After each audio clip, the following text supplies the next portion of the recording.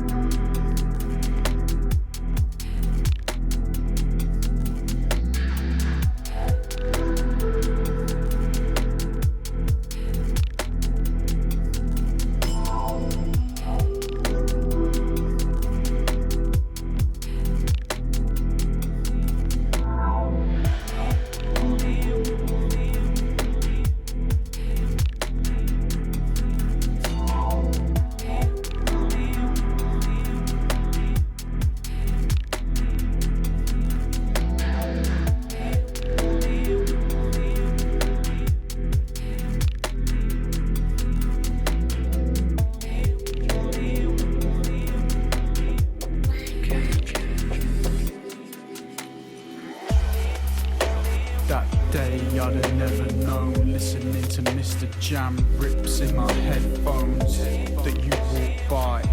Want a heaven's own, erasing what's before to run my life like treadstone. Don't know if it was the song by The Weeknd D or the Nutty Bomber MD, but her eyes had me feeling this way, gripped, I couldn't look away. And I went and took a look at them, and then I saw now. And I went and took a look at them, I'm drowning now. And I went and took a look at them, and then I saw now. And I went and took a look at them, I'm drowning now. And I'm drowning now. Trapped till they didn't hurt, breath have been took. Looking at them and I'm drowning now. Cause I was captivated and hooked, couldn't help, I just lost myself in the truth. It's really been out, I'm drowning.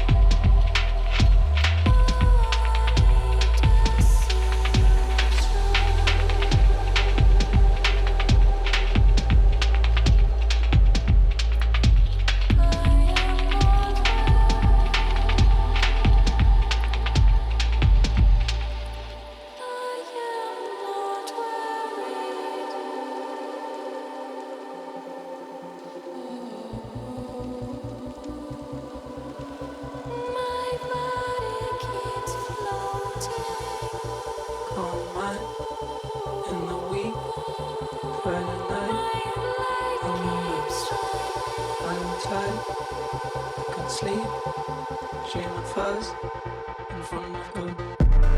Cold kiss, till we find God forgive. I'm in love, tell myself that I like Friday night. I'm in love.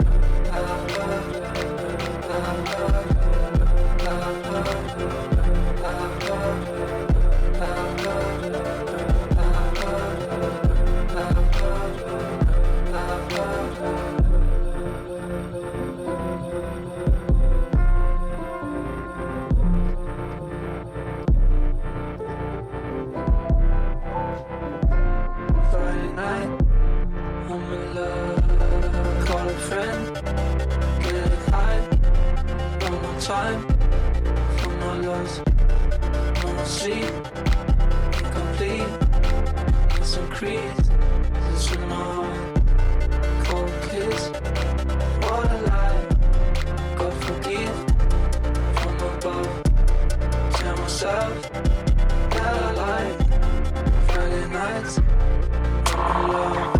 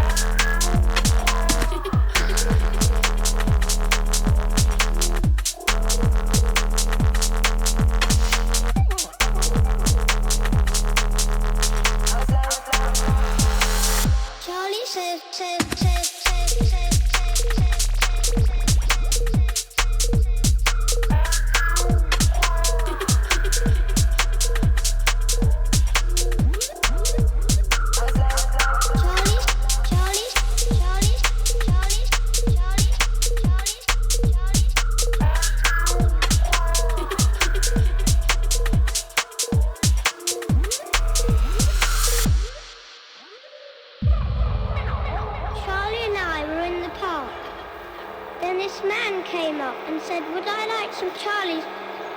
And I said yes. Then the man went away. We went and told Mummy, and she said we'd been very good. I got an apple and Charlie got some Charlies. He says never go anywhere with men or ladies you don't know.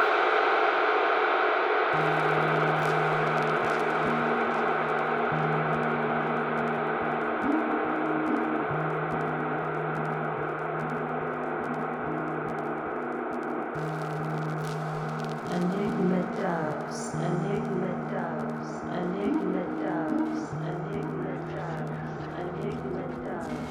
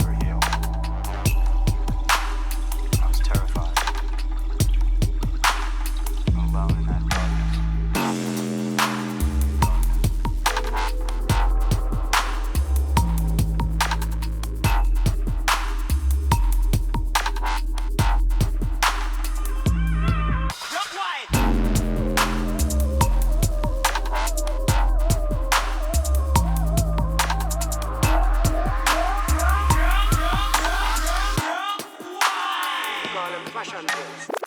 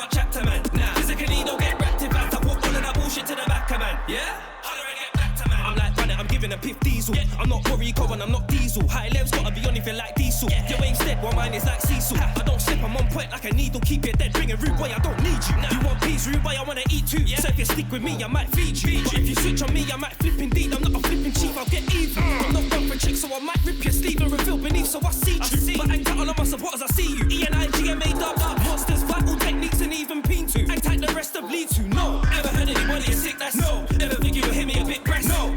Real spit, do I spit gas? No. Kick breeze, I'll make them kick back. No. Ever heard anybody is sick? That's no. Ever think you will hear me a bit brass? No. Real spit, do I spit gas? No. Kick breeze, I'll make them kick back. No. Lyrically, they can't chat to man. Nah. Physically, they'll get back to back. I put all of that bullshit to the back of man. Yeah. Holler and get back to man.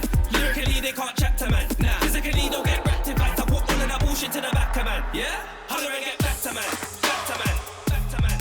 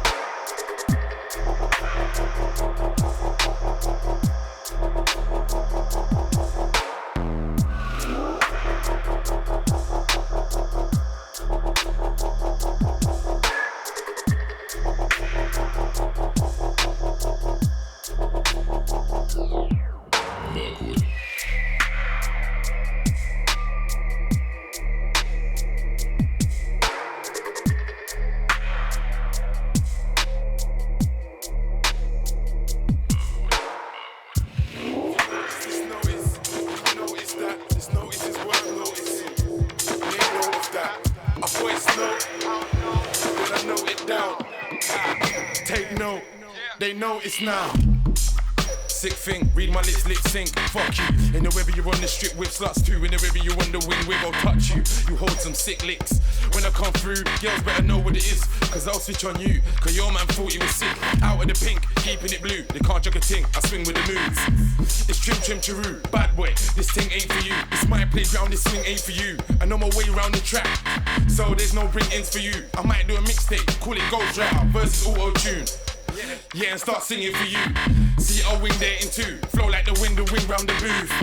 I win rounds and lose. A lot of MCs run rings round the truth. That's why I'm trim trim chiroo. Come to the set, him and you. If you notice this notice, you will notice that this notice is worth noticing. Make note of that. A voice note, then I note it down. Take note, they know it's now. Know it's now.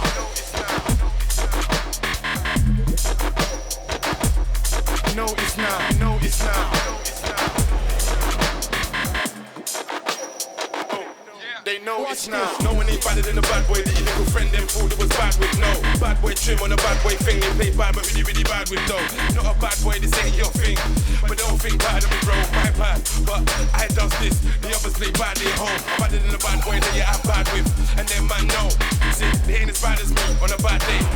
With a bad boy flow, I'm badder than the baddest bad boy that you're bad with. Watch this bad boy go. No one ain't badder than the bad boy that your little friend them thought it was bad with. No. If you notice this notice, you notice that. This notice is worth noticing. Make note of that. A voice note, then I note it down. Take note, they notice now. Notice now.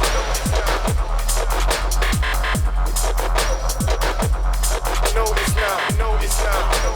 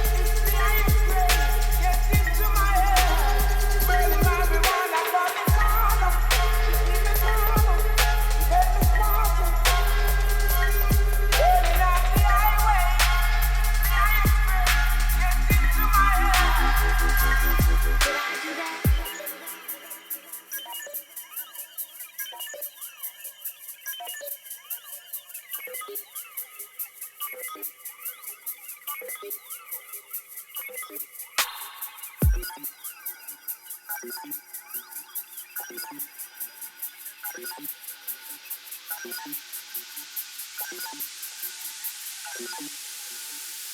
making a big mistake.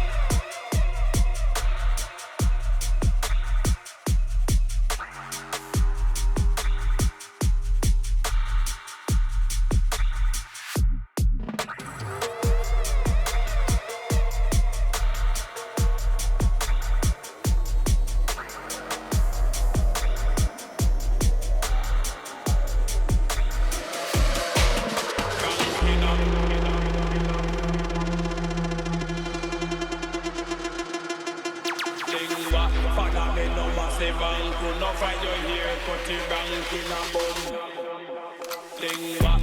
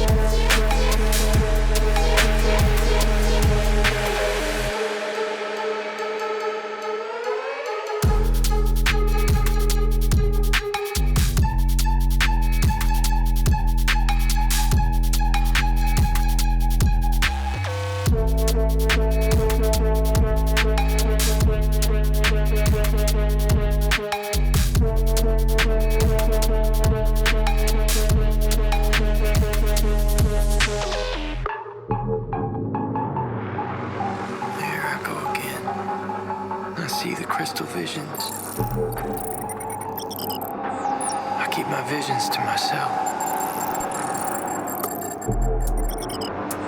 It's only me who wants to wrap around your dreams.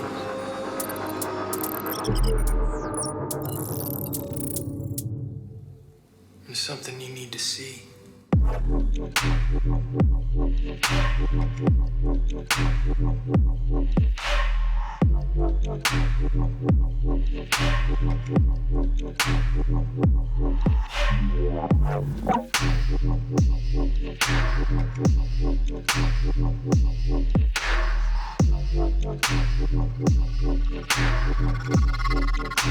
Something you need to see, you need to see, you need to see, you need to see, you need to see, you need to see, you need to see, you need to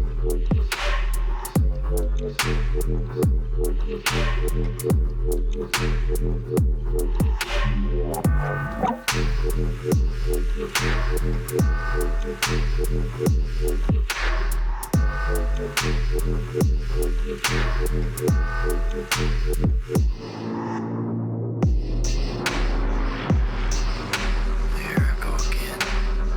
I see the crystal visions. I keep my visions to myself.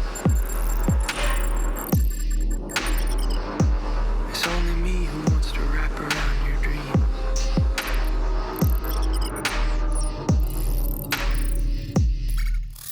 There's something you need to see.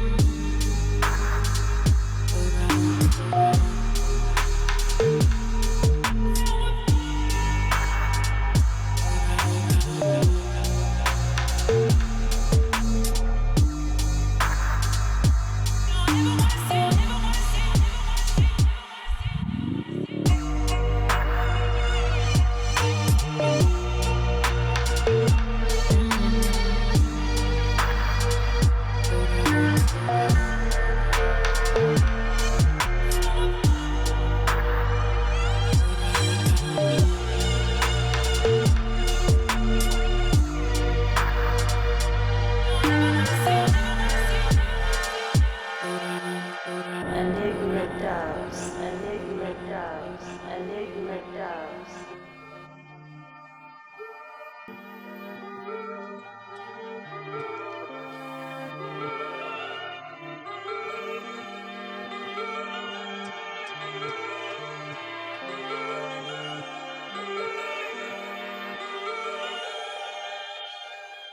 Don't ever wanna see.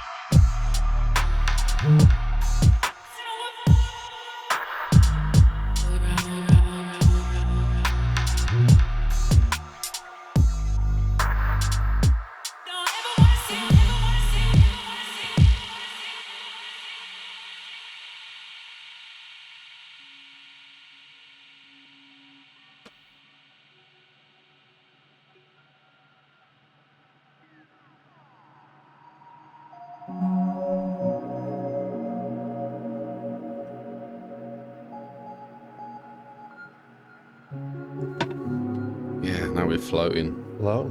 How does it look?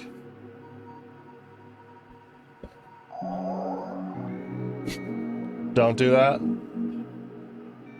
I thought he was gonna like do that more. Here, just like this. Good.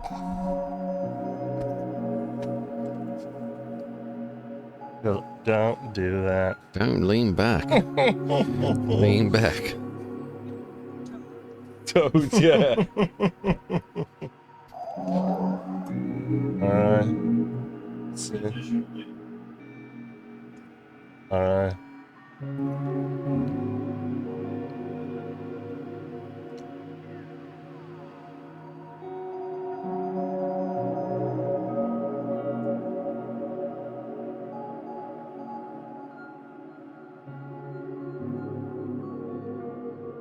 Love that track. Pretty good. Who is this one? Radishi, I think. We're on. Yeah. Then we got Jack on now. Here, watch. He's gonna sound like God. Ding dong. Oh yeah. So Hope you're ready to die. oh my god. Oh my god. Is that the -8? Is that the -8 set coming in? That's the -8. Yeah. We have officially spotted the load of laundry that is sitting wet in the barn. It's over there. Yeah. It's inviting us. Yeah. God, come on up. God, the animal's name is actually Jack. Tyler, can you turn me up just like a tiny notch? This is great. Jack in the back there is great. Jack in the back. Jack in the back. You know what I mean? Doop boop pop. A tiny notch. How's that sound? Bung bong, bing bong, bing bong, boom. Yeah? Yeah, it's probably fine. It's probably fine.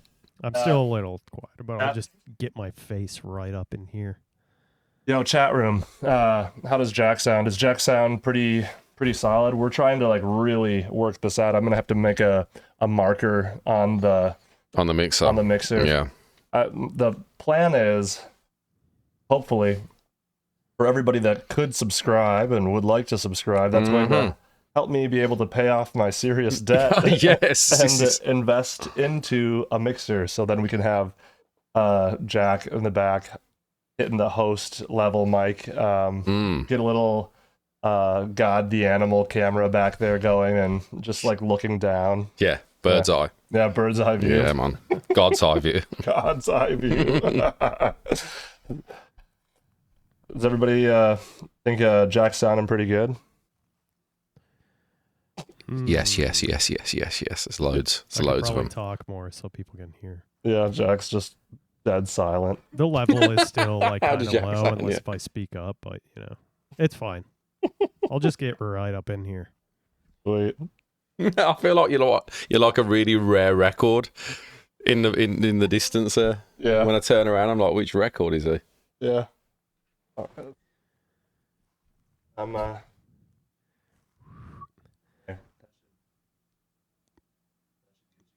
Okay.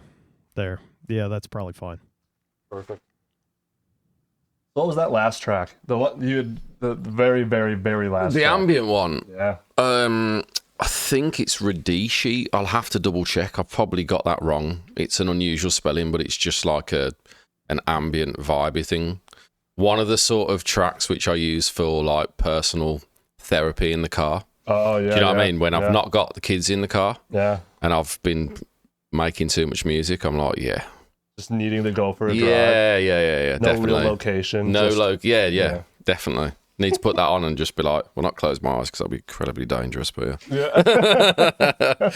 pull over somewhere and just, Yeah, you know what I mean? definitely. Yeah. Well, man, this was sick. Oh, yeah. It's exactly what I was hoping it would be. Absolute pleasure, mate, honestly. Yeah. It's so good to come down and do this. And I've got to say big respect for the whole setup and everything you've put into it because it's sick, mate. It's really good. Appreciate it, man. Oh, yeah. It has been a lot of work, but it's been really worth it to have this monthly going on where we get the opportunity to have people like yourself down and just let you play things you're really passionate about. Yeah. And just get the opportunity. Even like we had said right before you went on, I was like, man, Jack's really shelling it. Yes. Like, and then Yeah. you had said, yeah, if I were playing at a show, I would have normally. There'd be a different strategy right now, but Yeah. for this moment, I'm like, yeah, we've got to go right back. Yeah. Yeah. Does that happen often? Is there like times where you're walking into a show setting, see the environment, you're like, oh man, this is, or maybe you even hear about the environment, you're like, oh, this is like a way I would like to play it, and then somebody plays right before you, and Absolutely, you're like, yeah. Yeah, absolutely. Even though I prepare like a tour and I know roughly what I want to play, it's not planned. Right. But regardless of that, if I get to a venue and somebody's playing before me or there's just a vibe in the audience, Yeah. I still feel like I'm there to DJ as well as be an artist. So there's an energy I want to keep. Do you know what I mean? Yeah, absolutely. So consciously, I try to sort of straddle both, like me as an artist and the audience. Yeah. But occasionally it's like, right, this crowd is here for heaters. Do you know what I mean? Yeah, yeah. Do you know what I mean? And hashtag heaters too. Hashtag heaters, mate. And also, like, I've said to my manager before, it's like, have you seen the film Split? Where that guy's got the beast inside. Yeah. It doesn't matter what happens and how mellow my music gets. There's a beast in there that I've got to feed, mate. Yeah. And if there's an opportunity, I'm like, this is the crowd for that. Yeah. Just got to go in. Yeah. That's fucking sick. It has to happen. Yeah. Yeah. But yeah. Do you, when that happens, do you have to like switch mindsets though? Like if you're like walking into a situation hoping for one thing or maybe planning for one thing and then it's something else, how do you shake that? Is there like a feeling, or are you just kind of like no you roll smooth? Yeah, I'll just go with the flow with it, like literally like in the studio. Yeah. I've sometimes started studio sessions not knowing quite where it's gonna go. Yeah. And then you just stumble across a sound that takes you there, and you're just like, oh, okay, we're going here today. Yeah. Do you know what I mean? I feel like that at a venue as well. Yeah, definitely. I mean, you have years of history. Yeah. Dating all the way back to B. Yeah. Which has been really interesting to learn more and more about. Yeah, man. So can you let everybody know about the start of your music career, like with B and when you started playing? Absolutely, yeah. Like, I grew up as a classical musician. That's what I did. Until I was 15, and I was going to university to study classical music. And while I was at university, I was dabbling with playing cello. And I was dabbling with like buying CDs, buying albums. I was buying like the Dizzy Rascal album, More Fire Crew. I was getting into grime and bits like that. Yeah. And then I bought a compilation of garage music, which was like dark garage music. Yeah. And I didn't really know what I was buying. The shop was called HMV. People in the UK especially will know about HMV. So I bought this CD, and I used to always have a Discman on me, basically. In the car, I always had my headphones on. My mum and dad were listening to Classic FM. Yeah. And I was like losing myself in the back to whether it's rock music that my sister gave me or whether it's this sort of music I was experimenting with. But what ultimately happened was I totally by accident found pirate radio. Yeah, I was just tuning the dial on my radio at home, looking for a radio station whilst on the toilet. And then literally turn the dial and then just, do you know what I mean? I actually don't know what you mean. Oh, damn. No. Well, yeah, I used to have the radio station. I'd be like, right, what can I find to listen to? Your toilet. Oh, yeah, right on the windowsill. It was there. Sure, and it would always be, as soon as I turn it on, Classic FM's on. Okay. And I'd be like, right, let's change this shit up now. What's going to happen now? Yeah. And then dialed it in and then suddenly just tuned into a Birmingham pirate station called Silk City. And it was Speed Garage, and I didn't know what Speed Garage was either. Yeah. And at that moment, I'd been kind of learning how to multi-track on my keyboard at home.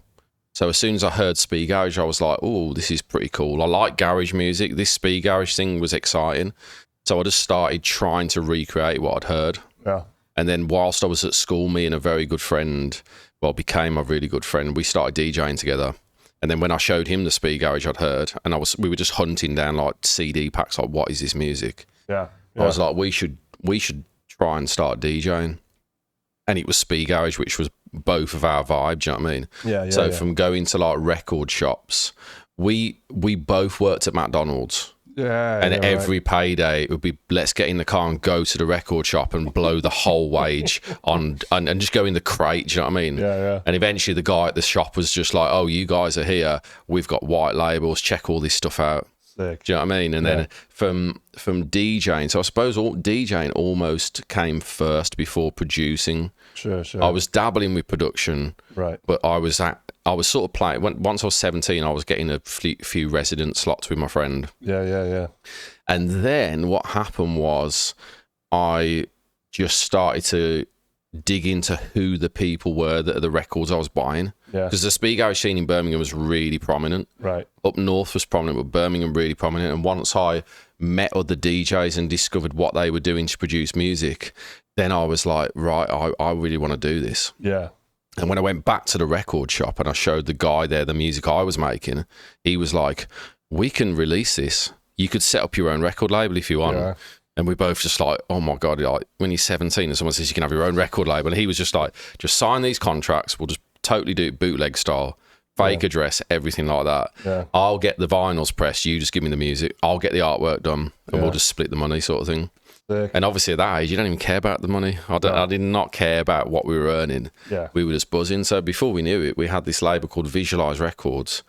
And me and Roller were just making tunes and releasing them and selling them to other, and then other labels were like, oh, V and Roller, and then they'd be like, oh, do you want to release on this label, blah, blah, and just started to climb up through the Speed Garage scene. Totally. So that's how DJ V started. That's so insane. Yeah. So DJ V, we could potentially thank McDonald's. Yes. There is a link, Mate, potential correlation there. Thanks, McDonald's. Thank you for McDonald's for, Yeah, a terrible job that I really couldn't wait to get out of. But however, you funded the record shop, mate. Yeah. Standing there making Happy Meal boxes, just like, oh my god, this is get me out of here to the record shop. Yeah, just so you know, I didn't last very long in that job. No, that's fair. However, my friend Roller stayed there and worked his way becoming a manager, and then he moved on to John Lewis and was managing. So he was just like, I've got a game plan here. Yeah. Whereas I was just like, damn. Yeah. Get me out of here. Just give me some money and get me out of here. Yeah. I feel that. I had one industry, like food industry job. Yeah. And I can't believe I didn't get fired. I think I should have been fired. Yeah. Yeah, it was bad. I worked there for a long time. I've worked some rubbish jobs alongside music until music was enough to be like, okay, I can pay bills now. Yeah. Yeah. I want to touch that. Yeah. I do. But I also, so when did you start moving away from the DJV Speed Garage into ENiGMA Dubz? And I remember when I had first like found out about you, it was like 2012, 2013, and I was like instantaneously obsessed. And I was like, okay, so it's ENiGMA, and then all of a sudden, because I don't know if that's when it happened, when all of a sudden it went from just ENiGMA to ENiGMA Dubz, ENiGMA Dubz, and I was like, that. I didn't know if I was like tripping out. I was like, did that happen just now, or did what was the time frame on that? So what happened was I had DJV because my last name's Vine, so I was just like DJV. Like in the speed garage scene, it was really just like Paulie D. Yeah. Stevie G. Like it was just anyone's last name and their first name. So I was DJV. Yeah.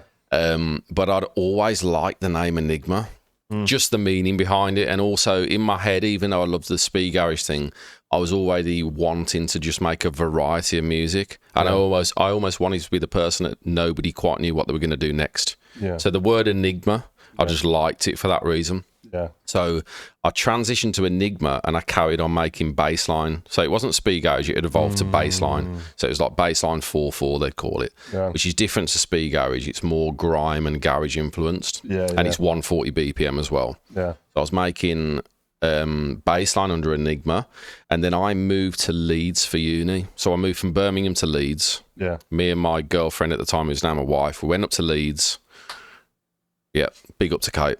And when we were in Leeds, I didn't really go out much because I wasn't really interested in the commercial uni vibe, like the commercial house music, blah, blah, blah. And I wasn't aware of the underground scene.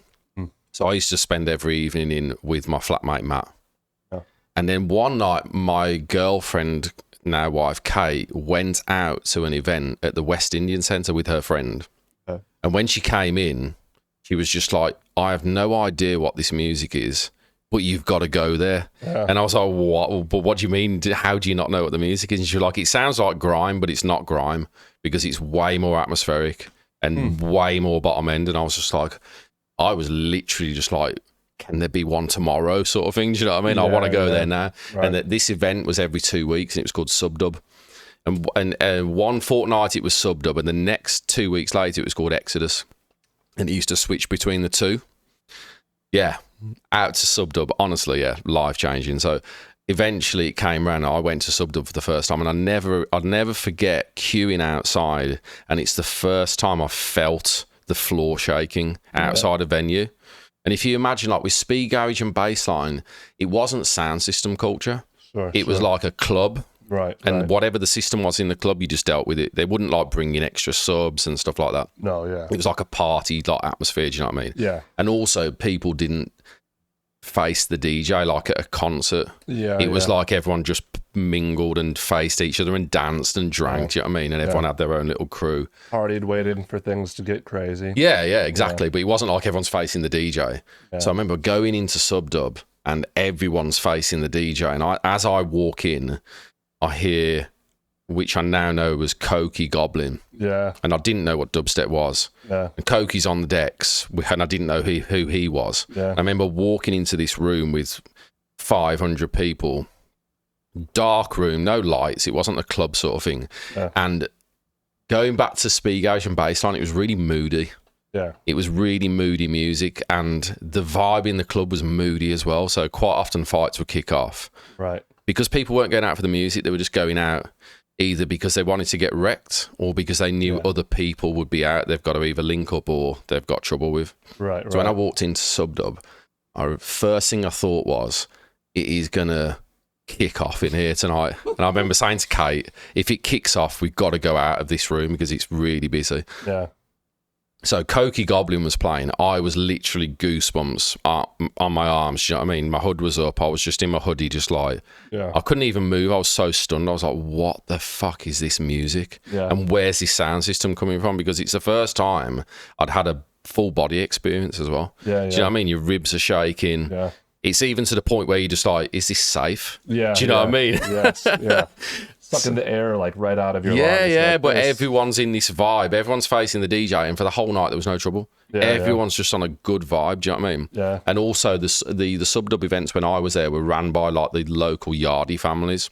Right. So the police wouldn't go anywhere near the venue because they're like, we don't want to get in trouble with the families who are running this place, sort of thing. Sure. But there was no trouble, but there was just this clear thing, like, this is a special place, do you know what I mean? Yeah, and it had a vibe there. So I just remember leaving that place. And also with the Subdub nights, it was dub in the main room all night and dubstep in the back room. Whereas at Exodus, it was dubstep in the main room and jump up drum and bass in the back room. Do you know what I mean? So you could float between the two, and after you've been in the dubstep room for say 3 hours, you'd be like, and then the energy would be going in there. Yeah, right. But I just didn't realise at the time I was like introduced to dubstep at the time when it was like Digital Mystics were performing, all three of them. Yeah. Like Caspa, Plastician. Yeah. And then in the other room, DJ Hazard's on the decks, and it's just like, I had no idea how sick this was, do you know what I mean? Yeah. And then it just became a regular thing that I went to. So ENiGMA, at that moment, as soon as I left Subdub, I was like, I don't want to make bassline anymore. I just want to make this music. Yeah. And I'd already been making grime, but it was like a different, do you know what I mean? It's a different production style. Yeah. And and then with the ENiGMA Dubz thing, later down the line, I got stung basically for having the name ENiGMA because the band ENiGMA is out there. Yeah. And I overlooked that because I just thought, you know what, I'm just this guy. I'm never going to be in the way of this band in Spain that's got huge following. And then somehow Sony came knocking on a label's door. I released with them. We're like, this ENiGMA guy, you've got to change his name or get rid of him because the name's trademarked. Yeah. So my SoundCloud was already ENiGMA Dubz. Yeah. So I just said at the time, I was like, I don't want to change the name ENiGMA. I was like, let's be ENiGMA Dubz. Yeah. And that's how it happened. That's sick. And I put like a bloody voice recording on SoundCloud at the time going, easy everyone, like, I've had to change my name to ENiGMA Dubz. I listened back to that and I'm like, oh my God. That's pretty funny. Yeah. I mean, Sony will do that. Oh, yeah, they did. But at the same time, I was a bit like, wow, they've actually heard my music. That's cool. Do you know what I mean? Yeah. Yeah. What do you think ENiGMA thought? Do you think ENiGMA was like, oh, we should take a listen? Oh, I don't know, you know. Because have you heard the band ENiGMA? Yeah. It's really like spiritual music, but they've like worked with Enya and stuff. Yeah. But the thing is, I'd done a bootleg of an Enya tune while I was at uni under ENiGMA. So maybe that's how that ended up happening. It could have You know what I been. mean? I did that Now We Are Free from Gladiator. I did that bootleg thing. Oh, yeah. And that's... Dude, you did that while you were at uni? At uni, that was my wife saying to me, you should really do like a bootleg of that. Really? Yeah. And this, Dude. I did that and the Sigur Rós bootleg, and both of those to this day are kind of like top played tracks on SoundCloud. They're two of my favorite Most tracks as people well. who discover me for those two tracks, Yeah, they're both like insanely good tunes. I wanted to. Oh no. Well, I knew I should have just sidetracked. I let the ADHD get ahead of me, and I wanted what we were talking about previously. I wanted us to finish this because I didn't want to lose this either. Yeah. But what you were saying previously, I really wanted to come back to. You mean about earning a living in music? Yes. When you were like, we'll come back to that later. That is the one. See, that's why I'm here. Yeah. I'm the, when your ADHD kicks in, I'm like, I'm back. So you thought you were actually going to get to go home at some point. You know what I'm saying? Never going to leave my basement. The McDonald's was a small run. helped you become who you are now in music. Thanks, McDonald's. Yeah, sponsor us. I want free French fries.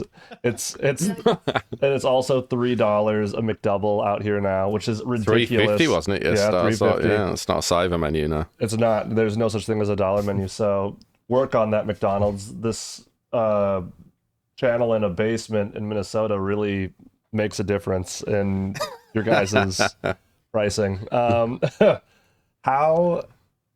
How did you start to transition from like job to job outside of music with music into eventually having, because I feel like so many people, I hear it all the time when I'm out at the festivals or out in the clubs and places, there's always kids constantly, I just want to make music my only job. I just want this to be my only thing. And I know that's like it's easier said than done. Yeah, it's not easy to do it. Yeah, and I don't even know if it's always like the best idea for most people. Definitely not. But you were able to make it work out in a very positive way for you and your family. Yeah. What did that look like in the beginning? Like how, scratch McDonald's, we're not talking about you anymore, McDonald's. On to the next one. What was the next job? Like, yeah, after McDonald's, quite a few jobs, just doing all sorts. But basically, I was doing side jobs just to get by. Right. And music's always just been the passion.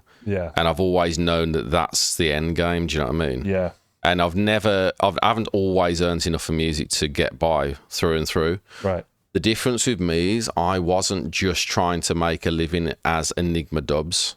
I've just always liked doing a big mixture of music. Yeah. And my core passion behind everything is composing and producing. I just love being in the studio. Right. Right. So along the way and realizing people used engineers for their tunes, then I was like, oh, I didn't know what an engineer was or a ghostwriter. Right. Right. And then it was like, oh, I can do this. Do you know what I mean? And it started off me working for 11 hours to get a tune done for a client and getting £50.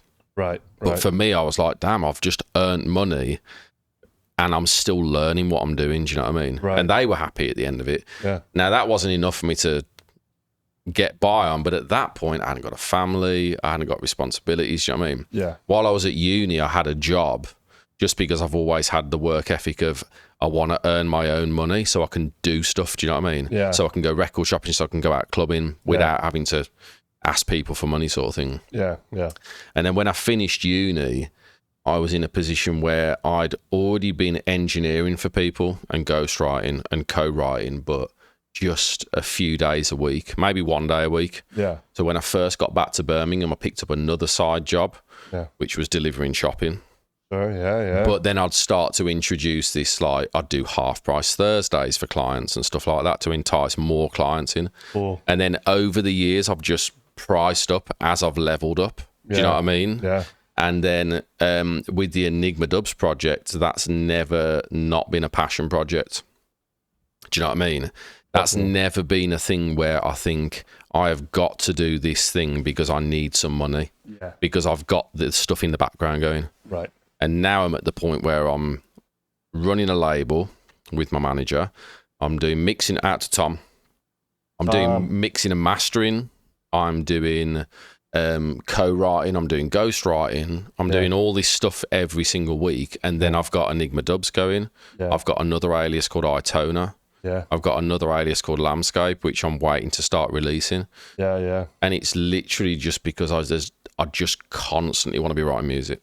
Do you know what I mean? But at the core of it, I've always got to remember, like, if I want this to be my full-time job, I've got to be hustling as well. Yes. Do you know what I mean? Absolutely. And because I don't like to just be playing shows all the time, I've got a family now, do you know what I mean? I love the shows, but for having the balance between having a family, being there for the family, and working in music that's paying the bills and doing what I like doing, it's just a juggle. It is, yeah. And I've done it for long enough now to get it. Do you know what I mean? Definitely. Not saying it's got easier. No, definitely not got easier.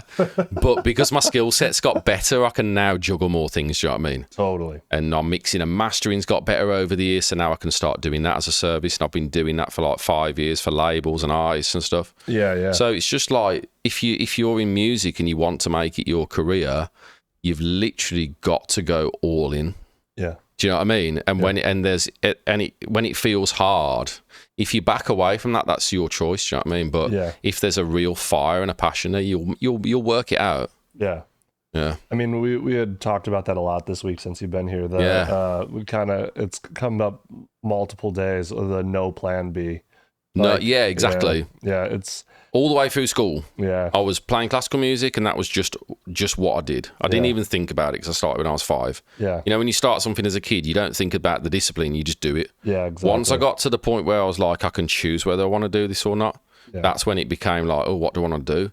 Right. But it was still music. Yeah. And once all my friends were playing football and getting cars and stuff, that I soon realised, without knowing it, I was like, no, I'm not coming out, because I was turning knobs on reason. Yeah. Literally just making noise in my room. Didn't know what I was doing, but I knew that that's what I wanted to do. Totally. And I've just been, persevered with it. I mean, in one of those things where you can tell ENiGMA Dubz is such a passion project without even like having to say it, is when, I mean, people would know it more that knew you growing up, because when you started naming your tracks, like Exodus, which is one of my favorite ENiGMA Dubz tunes. Okay. Based off The Night. Yeah. Exodus. There you go, yeah. Yeah, when you had told me that, I had talked to you about Exodus and Chapeltown. And Chapeltown's where Subdub and Exodus was, and yeah. When I did the albums, The Journey So Far, that was me. I'd done a lot of backpacking with my wife, so I was inspired along the way. I'd done like Sapa. Sapa was where I went backpacking in Vietnam. Yeah. Under an Eastern Sky. That's because I was in Asia and writing music. Do you know what I mean? Yeah. Everything on those albums was a journey along the way. Totally. And Exodus and Chapeltown were like, they were life-changing, genuinely changed my life. Yeah. If I hadn't have been to those raves, I mean, I might have discovered dubstep eventually, but the fact that I'd discovered it there, on that sound system at that moment in my life, I was just like, this is a turning point. Definitely. And I just ran with it. I didn't even think about it. Side note, Subdub. Was Subdub the same party that then eventually had like a stage at Outlook? The Subdub stage? Is that? Yeah, so what it is, I think I'm right in saying that the guy that runs Subdub is called Simon. I think it's Simon. I might be wrong. Yes, it is. Yeah, and he runs Subdub, but he's a very, obviously a very well-connected guy just in music anyway. Yeah. So Subdub was his event. Yeah. The sound system he used was called the Sweet Potato Sound System, and it was ran by Irish Steppers, who were like a dub unit. Do you know what I mean? Yeah. So that was what was in the main room on some of the events, I know. Okay. But in terms of Outlook, I'm guessing he was just like, we can run a stage because we've had all these artists come through and play at Subdub. Yeah. Do you know what I mean? Yeah. I've never played Subdub. Oh, serious? Never played it. Is that like a dream? Oh, mate, yeah, 100%. Like but that would be... I don't even know if it's at the same venue because it eventually moved to a different place. But if I could do a set at the West Indian Centre... That specifically? Oh, man, jeez. Simon, man. That would be like that'd be the biggest full circle moment of my life. Yeah. Playing Fabric was a full circle thing for Casper and Rusco. Yeah. Because of Fabric 37. That was a real moment. Yeah. But I'm being serious. If I did a Subdub show, that would be even more so. Subdub, Simon, Iration Steppas, and Sweet Potato Sound System. Yeah. If we could somehow make all of that happen with an ENiGMA Dubz show. That'd be wild. With Koki playing. Oh, mate. And he has to play Goblin first. He has to. First. Yeah, there we go. Yeah. I know I have to get all paranoid and be like, should we stay here? Yeah. Is this safe here? Yeah. Just reliving the moment. Like, man. Maybe this was a bad idea. Do you know what I mean? Yeah. That's wild. So funny.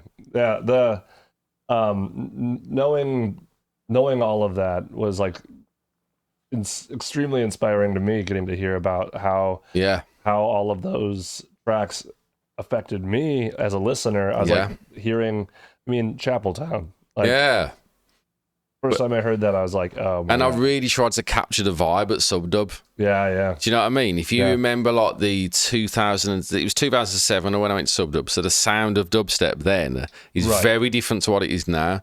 There was like a real organic nature to it. Do you know what I mean? Yeah. So when I made Chapeltown, I was like, I want this to sound like the music that was going on then. Right. And Chapeltown came out in 2014.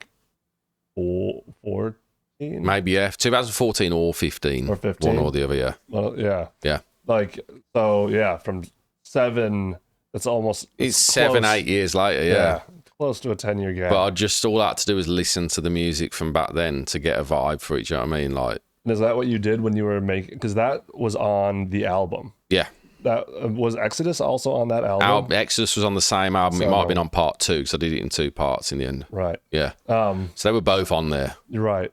So when you were getting the inspiration for those tracks, you would go listen to old tunes. Yeah, to, like, absolutely. Yeah, I'm always getting that. inspired by the music, though. Yeah, Do you know what I mean? As a DJ as well, just collecting dubs. Yeah. Somebody sends me a new tune. Yeah. And it really turns my head. It'll just straight away.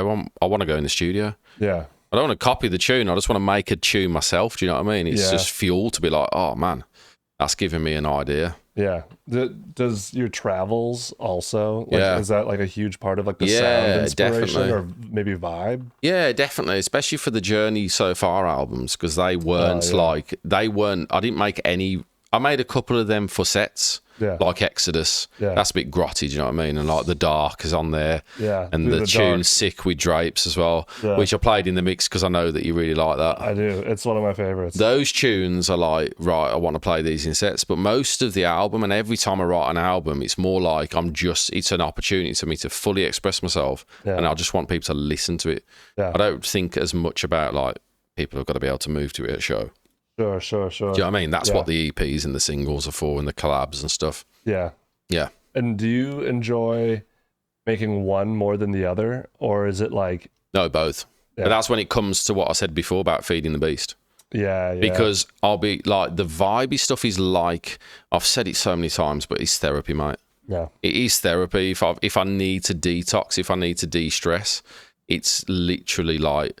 I'll sit and just jam at the keyboard and write chords and stuff, and then eventually I'll hit a chord and I'll be like, okay, yeah, we're going to build on this. Yeah. Whereas when it's like a heater and a banger or whatever, it's purely because I'm like, yeah. And I want to relive that moment when I walked in and Koki was playing Goblin because I just wanted to literally I just wanted to charge through the middle of everybody, do you know what I mean? Like a ball. It's just like, what the hell is this music? Yeah. Yeah, it's so aggy, but it's like, yeah, it's sick. It is sick. Yeah. It's so good. So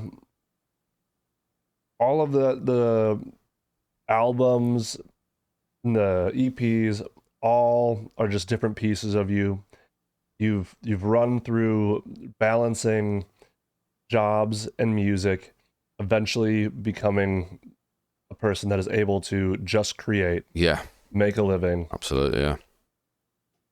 But you're sick. You're a sick person, and that's Okay, not enough. yeah. So you have to have a record label. And not just, absolutely, mate. Yeah, not just a record label, but there's even the Morii Chill. Yeah, which we've just launched as well, the sub-label of Morii. Because it's like, I've got this iToner alias. Yes. I mean, my manager Tom will know, like, I don't give him an easy job in terms of how much I'm throwing at him in terms of music. Yeah. Sometimes I just have to rein it in and be like, we've got enough going on. Sure. So I'll just put it in the locker, in Dropbox, and then at the right time I'll be like, oh, by the way, there's six iToner tunes here to listen to. And it's like, oh yeah, we need to set up another label now. Do you know what I mean? Yeah. But honestly, what happens is if you stick at it for long enough and you do your best to make it work, as you are evolving and getting better with music and learning your craft, your team then evolves as well around you. Yeah. And for me, I didn't have a manager for the first 10 years of ENiGMA Dubz. I didn't have a manager, and it did show really because all of the releases and stuff were just like there was not much thought. The promo wasn't well thought out, but for me, all I cared about was once I'm happy with the tune, I just want people to have it. Yeah. I didn't even care if I made any money. I'm just like, if somebody out there connects with this like I have when I'm making it, I've absolutely won. Do you know what I mean? Yeah. Yes. Like you did with Exodus, do you know what I mean? Yeah. When I made that tune, if you're vibing to it, I'm just like, oh, sick, someone else is getting this as well. Yeah. I mean, and that's the most important part for it. 100%. And then eventually got good management, which then allowed me to get the ship in order because it was not in order when I got a manager. My gosh. The amount of labels, which probably, bless you.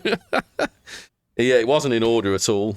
But then having a good manager means I can I can focus on other areas, and whilst other things are being dealt with, getting a publishing deal, so I'm actually properly being looked after when I'm ghostwriting and co-writing. I work as a composer under my real name, which is James Vine. I've done a few soundtracks and stuff like that, which is what I'd love to do more. Yeah. But then alongside this, the ENiGMA Dubz project's always going. Yeah. Always co-writing and ghostwriting. But then you do actually need a team around you. We get to the point where you can't do this all yourself. No, yeah. If you're running a business, you're going to get to the point where you're like, we need to employ people. Yeah, absolutely. And then also you might need somebody to help you run the thing. Do you know what I mean? Yeah. If you just spread too thin. And I was spread too thin, and now like we're both spreading ourselves as thin as possible. Me and my manager are, because we've just got so much going on. I mean, I've gotten to talk with Tom quite a bit over the last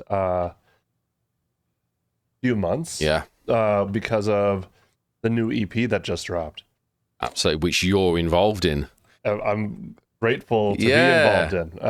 But having you involved in this is so sick, because going back to early days as ENiGMA, on SoundCloud, you used to reach out to me. Yes. And it was almost like, I know you don't know me, but I'd really like to cut some of your tunes to dub plate. Yeah. Yeah. And I just knew that I don't know how, I just thought this is a good guy. Yeah. Even just from messaging, I've never spoken to you. And you're the only person in the world I've given those tunes to cut to dub plate. Do you know what I mean? And I'm really glad that I did now. Yeah.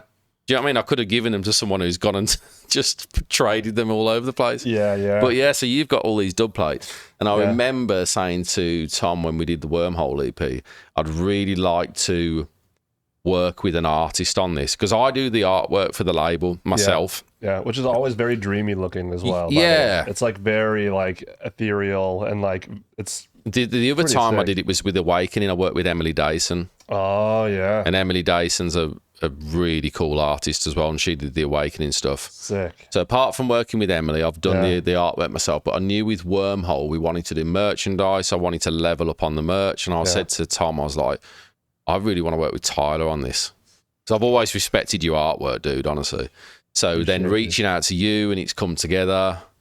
The fact that we were sending tunes, and then now you're doing the art for it. It's sick. And now I'm playing in the basement here. Yeah, dude, it's great, man. It's great. It is some full circle moment stuff. Like, and listen, a shameless plug, anyone who's listening to this now, get to my Bandcamp and buy some of that merch, because it's Tyler's design. Yeah. And it's on the hoodies, it's on the beanies, it's on the pins. It should be shameless. They're sick. You gotta do it, man. They're super sick. Absolutely. Hoodies. Grab it while it's there, because we didn't do that many of them. Yeah, and they're absolutely badass. Yeah, but having a design like that turns heads. Yeah, it legit does, because the response to it's been great. That's sick. And it's the design, dude. I mean, so yeah. Well, it's also the tunes.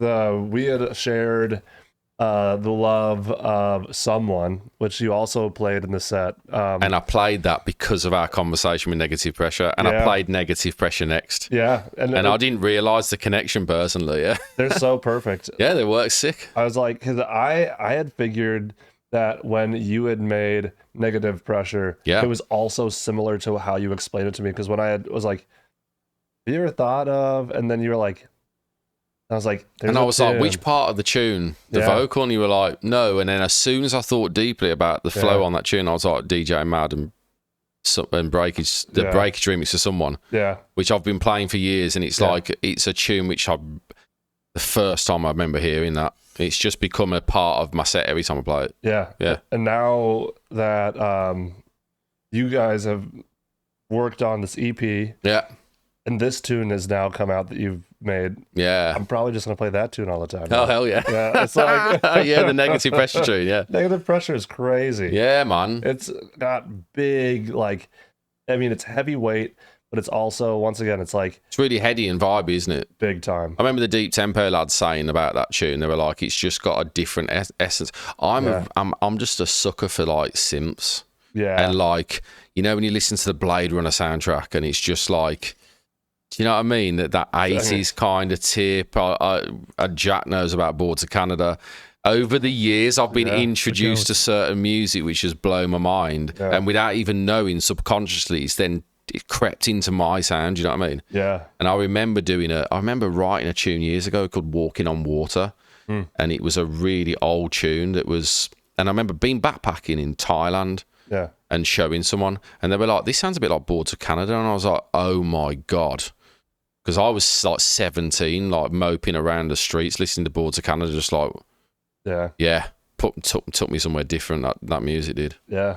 But yeah, it's all those synths and like the analogs, like, but like that the sort of throwback to like VHS like tape sound. Do you know what I mean? Yeah. When it's wavy and stuff like that. Yeah. Like that kind of tip. Yeah. It just spills over. So like, even though I like making bangers, I also like having a bit of like an ethereal kind of thing going on. Yeah. Alongside the bass weight. Yeah. I definitely, because when you, I mean, I got so many questions just based off that. Yeah. But did it feel great when somebody was like, "Oh, this sounds a lot like this," and it's somebody that you love listening to? Was it just like the ultimate compliment? Honestly, yeah. There's been certain things over the years which I'll never forget. Like that one was one of them. Yeah. When you just like, oh, sick. Yeah. Yeah. And then, I mean, we've also been talking about a lot of not electronic music recently.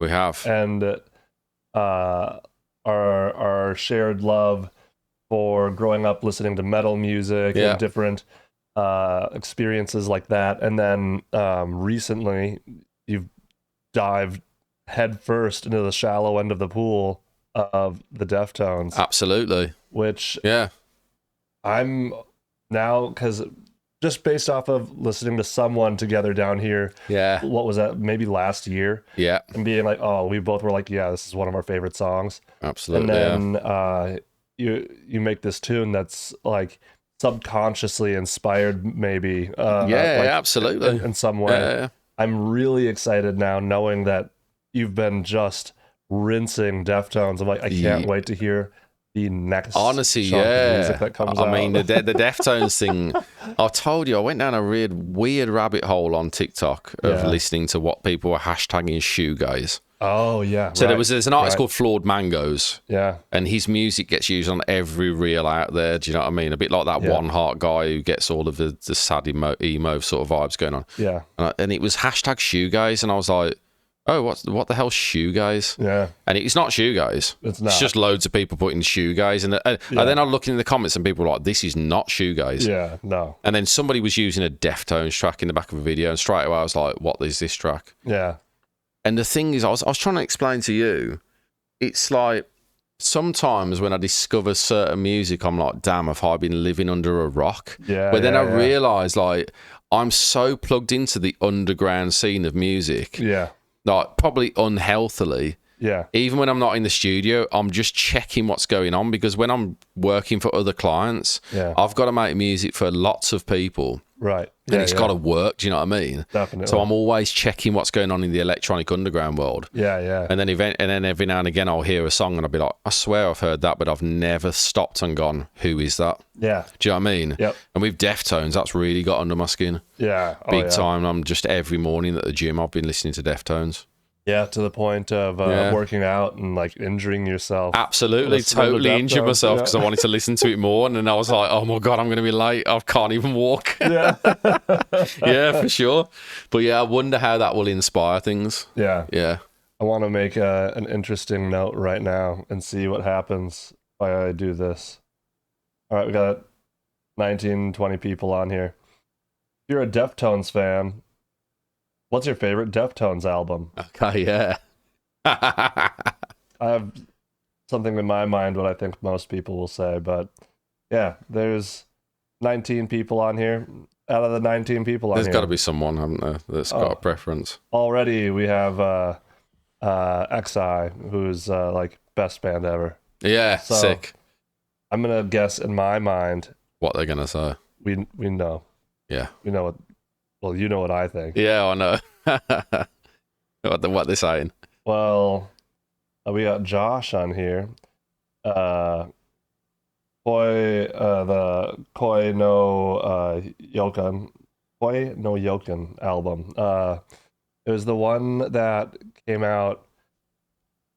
I don't remember if Saturday Night Wrist or this Koi no Yokan was the one that came out right after one of their guitarists had passed away. Okay. It was one of those two. I think it was Saturday Night Wrists, actually. And then it's a change in sound because of a new guitarist, maybe, or something. Yeah. Not even a new guitarist. They didn't add any more. So after he passed away, they stayed the same carried on band. without the guitarist. Yeah. Oh, damn. And the sound just changed because like he was the one that was doing all of the nastier, grittier, like kind of stuff, and then like more high energy punk influence. Yeah, and shredding a bit more. Yeah, and then the other guitarist was more like low end, chuggy riffs, just like big riffs, like that fat sound that we were talking about. Yeah.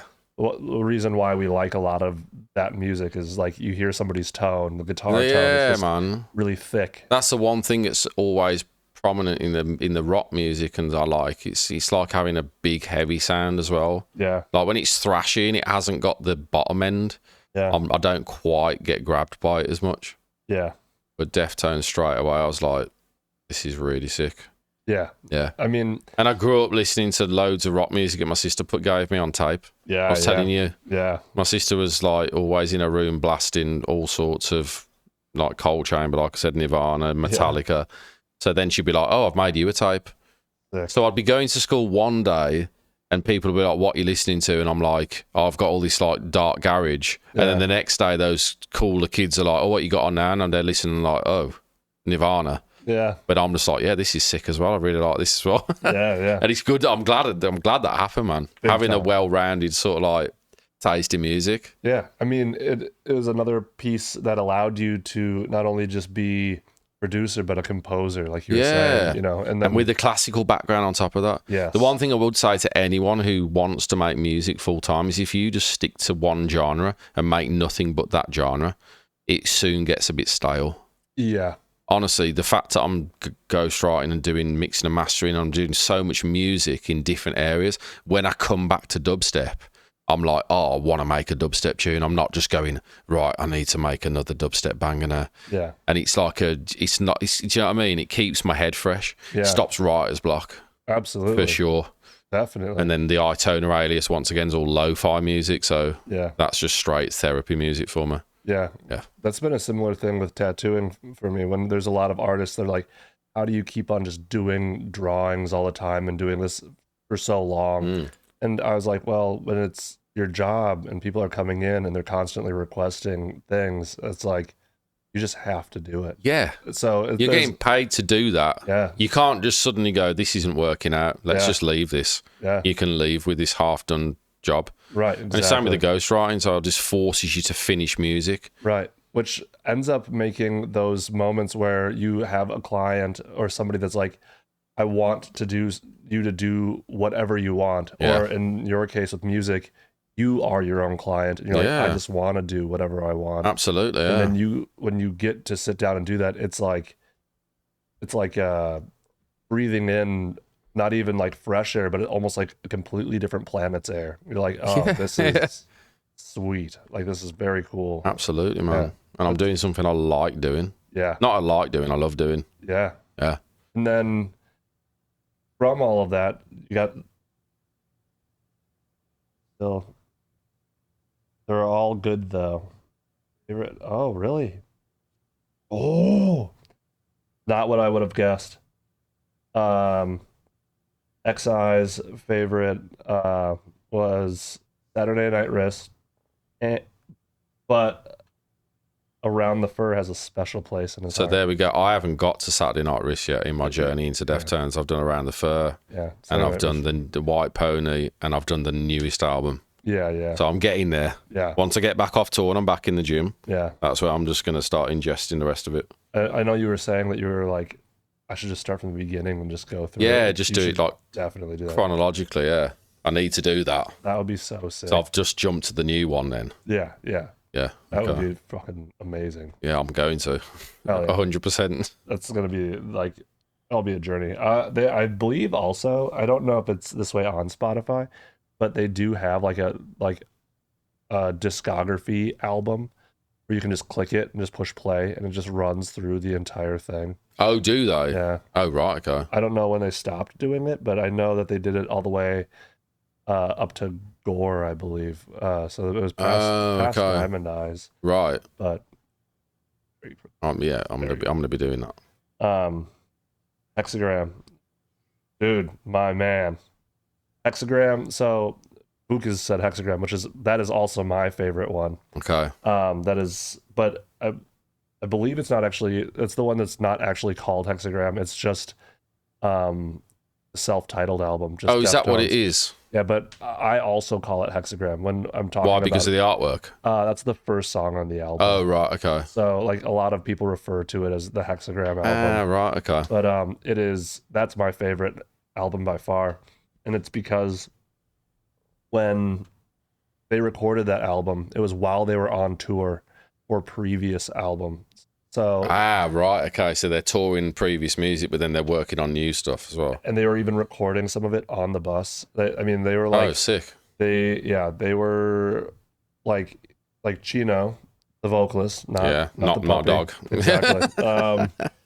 His voice was just shot from touring. Okay. And it was like so shot that when they went to record this new album, he sounds completely different. Oh, right. Than any of the other albums. And it would be almost impossible to recreate that. Definitely. Yeah, that's cool though. And it just like the entire band almost just sounds stressed, tired, and it brings like an energy that is just like, it feels kind of like what we're talking about, like having to just push through. Yeah. Like being like, I don't know if I necessarily want to write this down. Yeah. But I have to. And I started the project and now I have to finish it. Okay, yeah. And it feels that way the entire album. And it's is that like, the Deftones album? Yeah. The self-titled one, okay. Yeah. And so the first song is listen to it. And it is sick. It's every track on it, because that was the first album I had ever gotten from them as well. Okay. And I was just a kid, and somebody at a record shop recommended it to me. Right. So I had it in my hands, like, oh, well, the album artwork already, I'm like,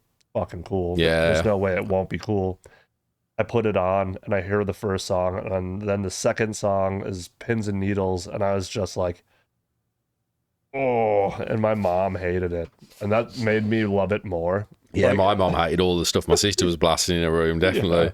Like because I listened to like death metal and stuff where it was more like low growly sounds and like chuggy riffs, but that Deftones album was more just like raw and kind of dirty, and his vocals just sounded like really almost annoying, irritating. Oh, okay, yeah. And she was just like, this is bad. This is doing my head in, yeah. Yeah, she's like, this is just bad music. And I was like, motherfucker, you are wrong. Yeah.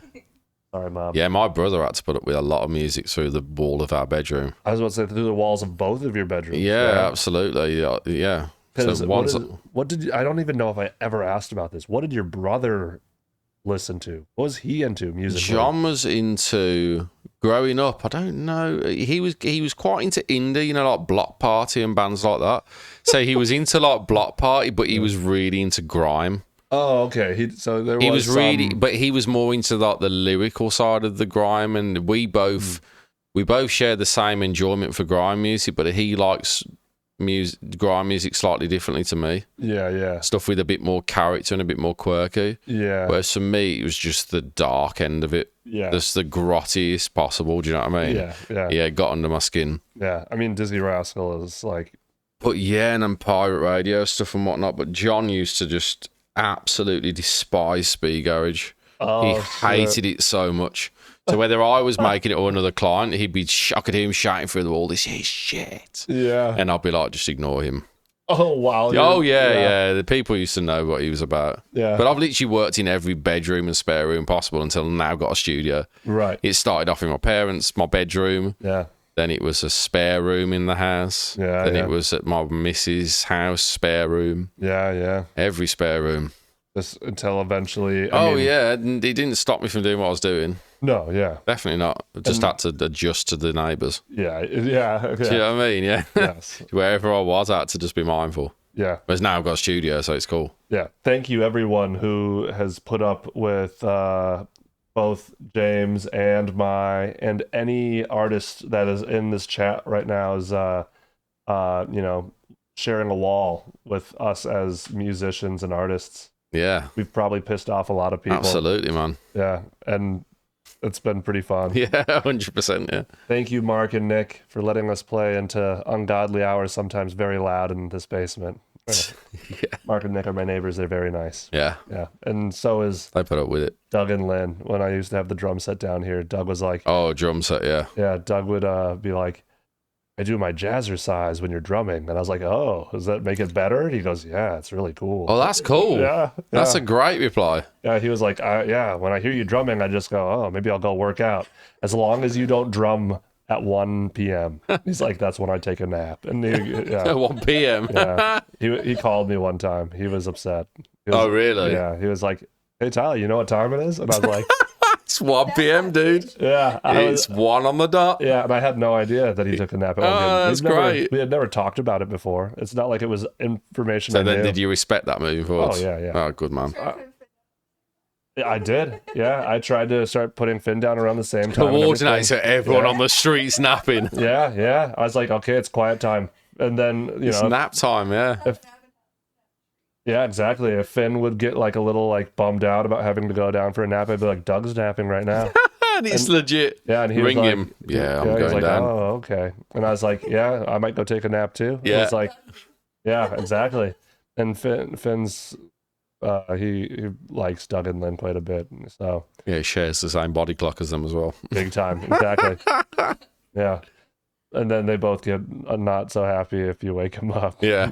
Yeah, as I saw earlier. Yeah. I've been there, dude. That's real. I've been there. Yeah. But the movement from room to room, it was fun getting to, if you follow ENiGMA Dubz on Instagram, which you should do.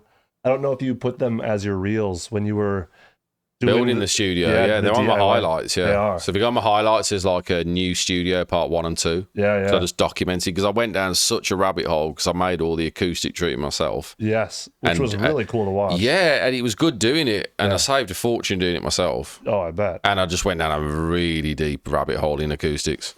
At one point, I paid an acoustic specialist in Germany for an hour to pick his brain because he was like an aerospace engineer. Serious? His name's Acoustics Insider on YouTube. He's an absolute G. Yeah. And I was watching his videos, and then eventually I emailed him. And I was like, please, could I have an hour of your time, and I'll pay you what your hourly rate is? Yeah. Do you know what I mean? And he was like, yeah, we'll do that. Sick. And just I needed direct support. Yeah. And he was great. So big up to Jesco, Acoustics Insider. Yeah. He was really helpful. Oh, really helpful. Yeah. That's awesome. And he's really knows what he's talking about with acoustics. How did you do that when you were doing that with him? Did you like take like your camera and show him the room, or did you measure stuff out? Yeah, no, I hadn't quite. I just did a Google call with him. Sure. He wasn't looking at the room, right. But because I really went like really clinical, I designed my room in Photoshop per the millimeter, and I've made to measure everything. So that once I remember my wife being like, are you seriously doing it this deeply? And I was like, babe, I want it to be bang on.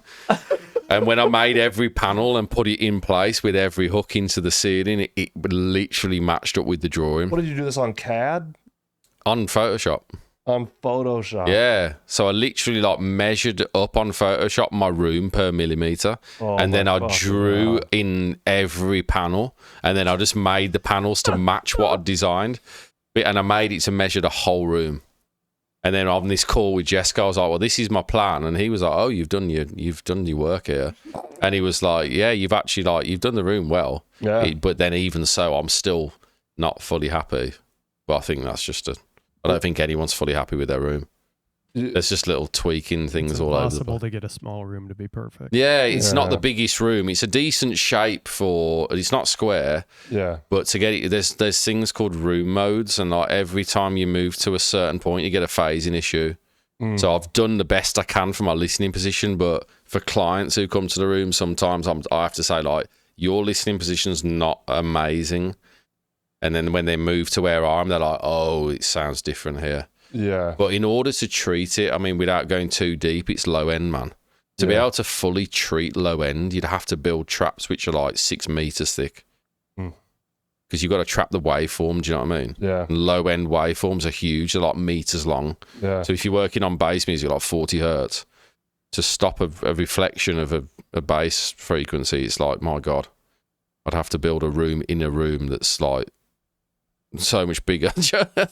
So yeah, I mean, it's still great, and I finally got a studio. Yeah. And it took 15 years to get a studio. Yeah. I mean, it looks beautiful. Oh, yeah, too. man. It's a great space. I've recorded people in there. I've had Pokes up there recording vocals. I've had like local MCs and vocalists. It's great. But to anyone who wants to do music full time and like they'd look at somebody on Instagram with this perfect studio, it doesn't happen so quickly. And honestly, if you have the perfect room at the start, you're not going to really understand the benefit of it until you've learned how to produce music. Absolutely. Yeah. Just use what you've got. Yeah. I use KRKs for years. Yeah. Funny enough, I'm now in the perfect room. I listen back to music I made in the spare room on my old monitors, and I'm like, I managed to hit this pretty well. Yeah, yeah. And now I'm overthinking it. Yeah. Do you know what I mean? Now I'm like, I've got the room, I've got the Genelecs, I've got the interface, I've got the plugins, I've got the knowledge, and I'm like, why am I overthinking this? Yeah. Why can't I go back 10 years ago and not even bother looking to stick a limiter on it and go, yeah, that's cool. Yeah. I mean, yeah, for real. It's just having different standards, right? Even while you were mixing, I was like, all right, anybody, if you would like to sub, that's great help. Help me pay off equipment and start working on season 2's upgraded equipment. Yeah. And then there was somebody in there who would go, I think it was Wubsy Dubz. They're like, it looks pretty good already, man. Like, I'm pretty sure you're all good. And I was like, no. Yeah, you want to keep leveling up, though. Yeah, exactly. I was like, I mean, it is good, and I love it. It's sick, mate. And we have been doing this for a really long time. I was really inspired when I first started doing BASSment jams because of Get Darker. Get Darker was a huge inspiration. Absolutely. And then, obviously, Boiler Room. And Key Push as well was pretty sick stuff. Yeah, with their shows and whatnot. But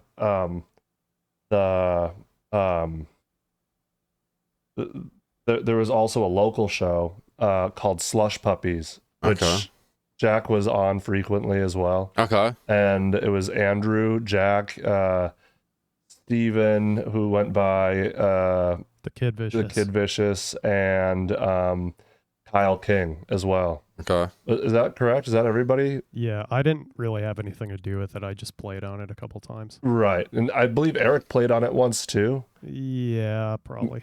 Maybe. I can't remember. Yeah, but it was Kyle King, Kid Vicious, Steven, and then Andrew as Nostalgia. Yeah. Yeah. And so they did their local show.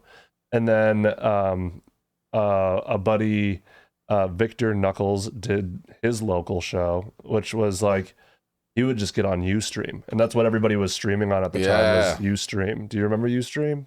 Yeah, kind of. I used to do radio, but it was through Sub FM. Yeah, it was like pre-Twitch. Like, okay, yeah. Yeah. So that's how we did everything, and it was I started doing stuff because Victor Knuckles came into my basement. He's like, you should start streaming when you're having people over all the time. Yeah. And because I would have people in my basement all the time. Yeah, and it was just like, just stream it. Yeah. Just build on it from there. Yeah, so I just open up my and just capture MacBook Pro. You could plug in through the aux port and then just invert the aux instead of it being an out, turning it into an in. Okay. And you would just do an aux into... And then through Ustream.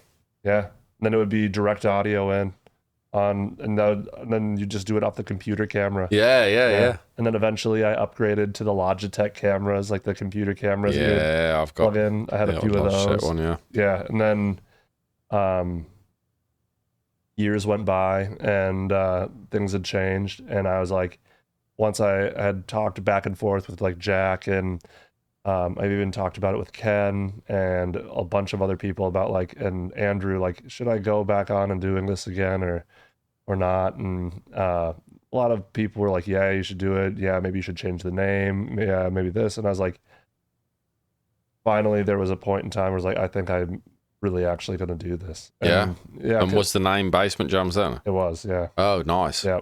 Yeah, because when you told me it's been going for so long, I didn't realize. Yeah, I mean, it was very small, and it was mostly local, like almost all locals. We had Sully, not like Sully drum and bass. UK Sully, I know the other Sully. Yeah. We had him on. He had played at an infrasound and then came and played. Okay. But we had a few other people that weren't Minnesota on, but we I brought on Eric as a co-host, and then we ended up co-hosting it together for a long time. And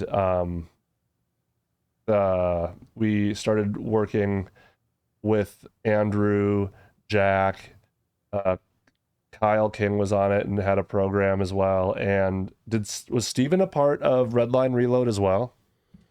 I think maybe he was just he did. Sometimes he would do the Wednesday hangout or like the demo listen. Yeah. Thursdays or whichever.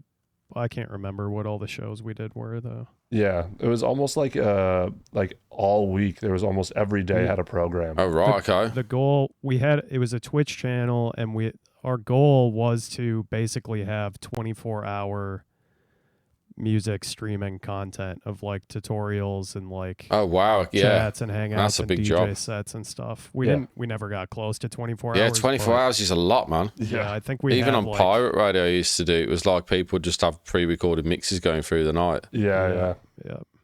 We were trying to like have like a TV channel.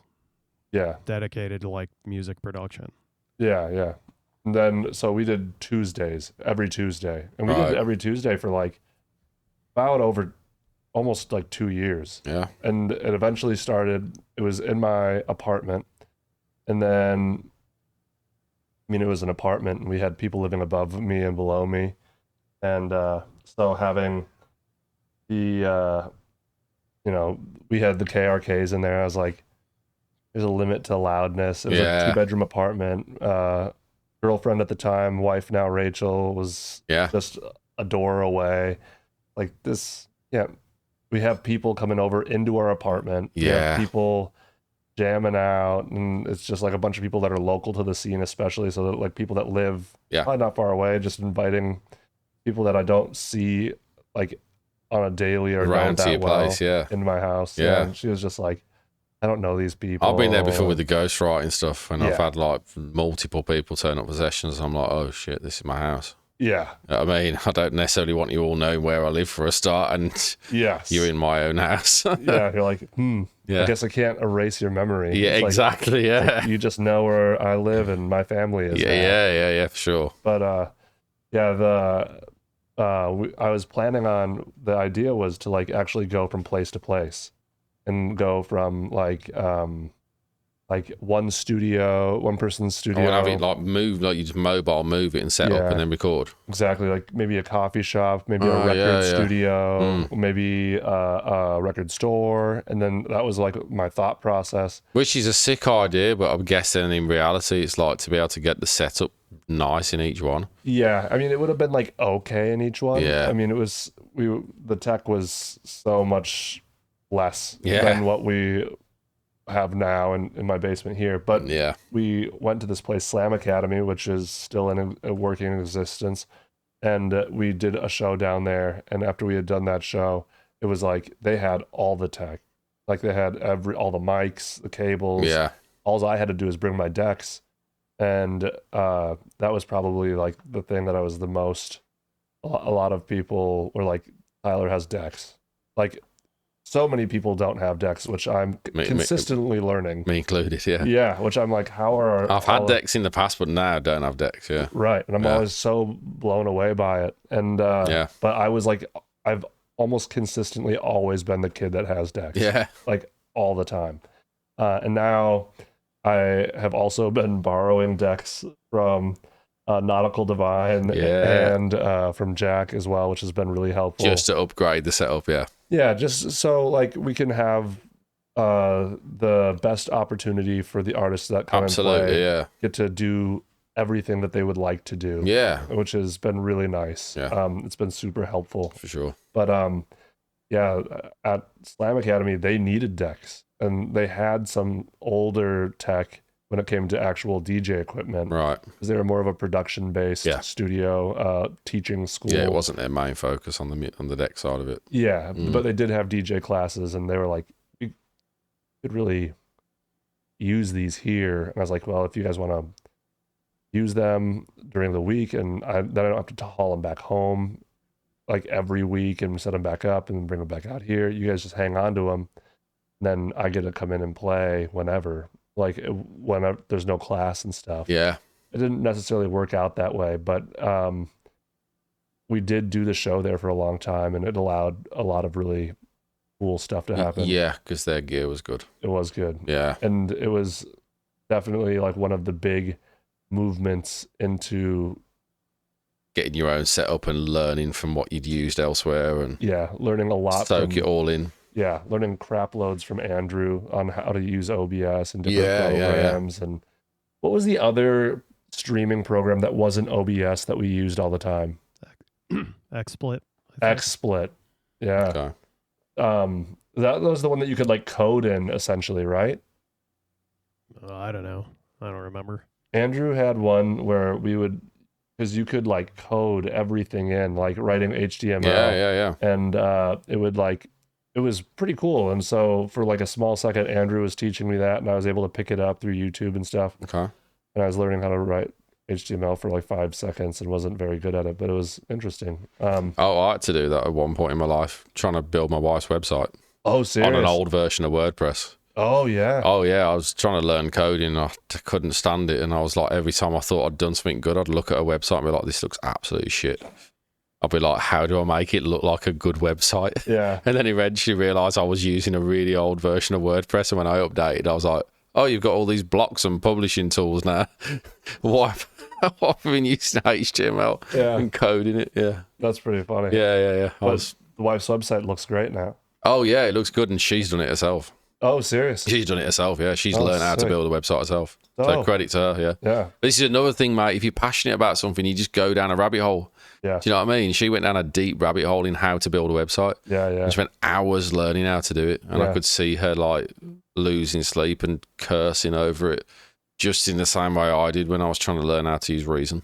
Yeah, learn how to use Reason. Yeah, then I moved to Logic, and then it's just like, learn from your mistakes. Yeah, learn how to build a studio. Just fooling around. Like, learn how to build a studio. Absolutely. Sound panels. Yeah. Which look beautiful, by the way. Yeah, pretty much everything. Yeah. It's just, learn from mistakes and dabbling with it. It's sick. But if you love doing it and you're just like really passionate about it, you just do it. Yeah, absolutely. Yeah. Dude. That's the key thing, man. Hell yeah. My guy. So we probably got to get to the Q&A, but before we get to the Q&A, I would love you kind of tell us what's going on, like what's happening next. We just heard that you released the EP. Yeah, Wormhole's out now everywhere. There's merch. Yep. Sweatshirts. Absolutely. Get over. Grab the merch on my Bandcamp. Yes. Yep. Sweatshirts, beanies, designed by pins. the man himself.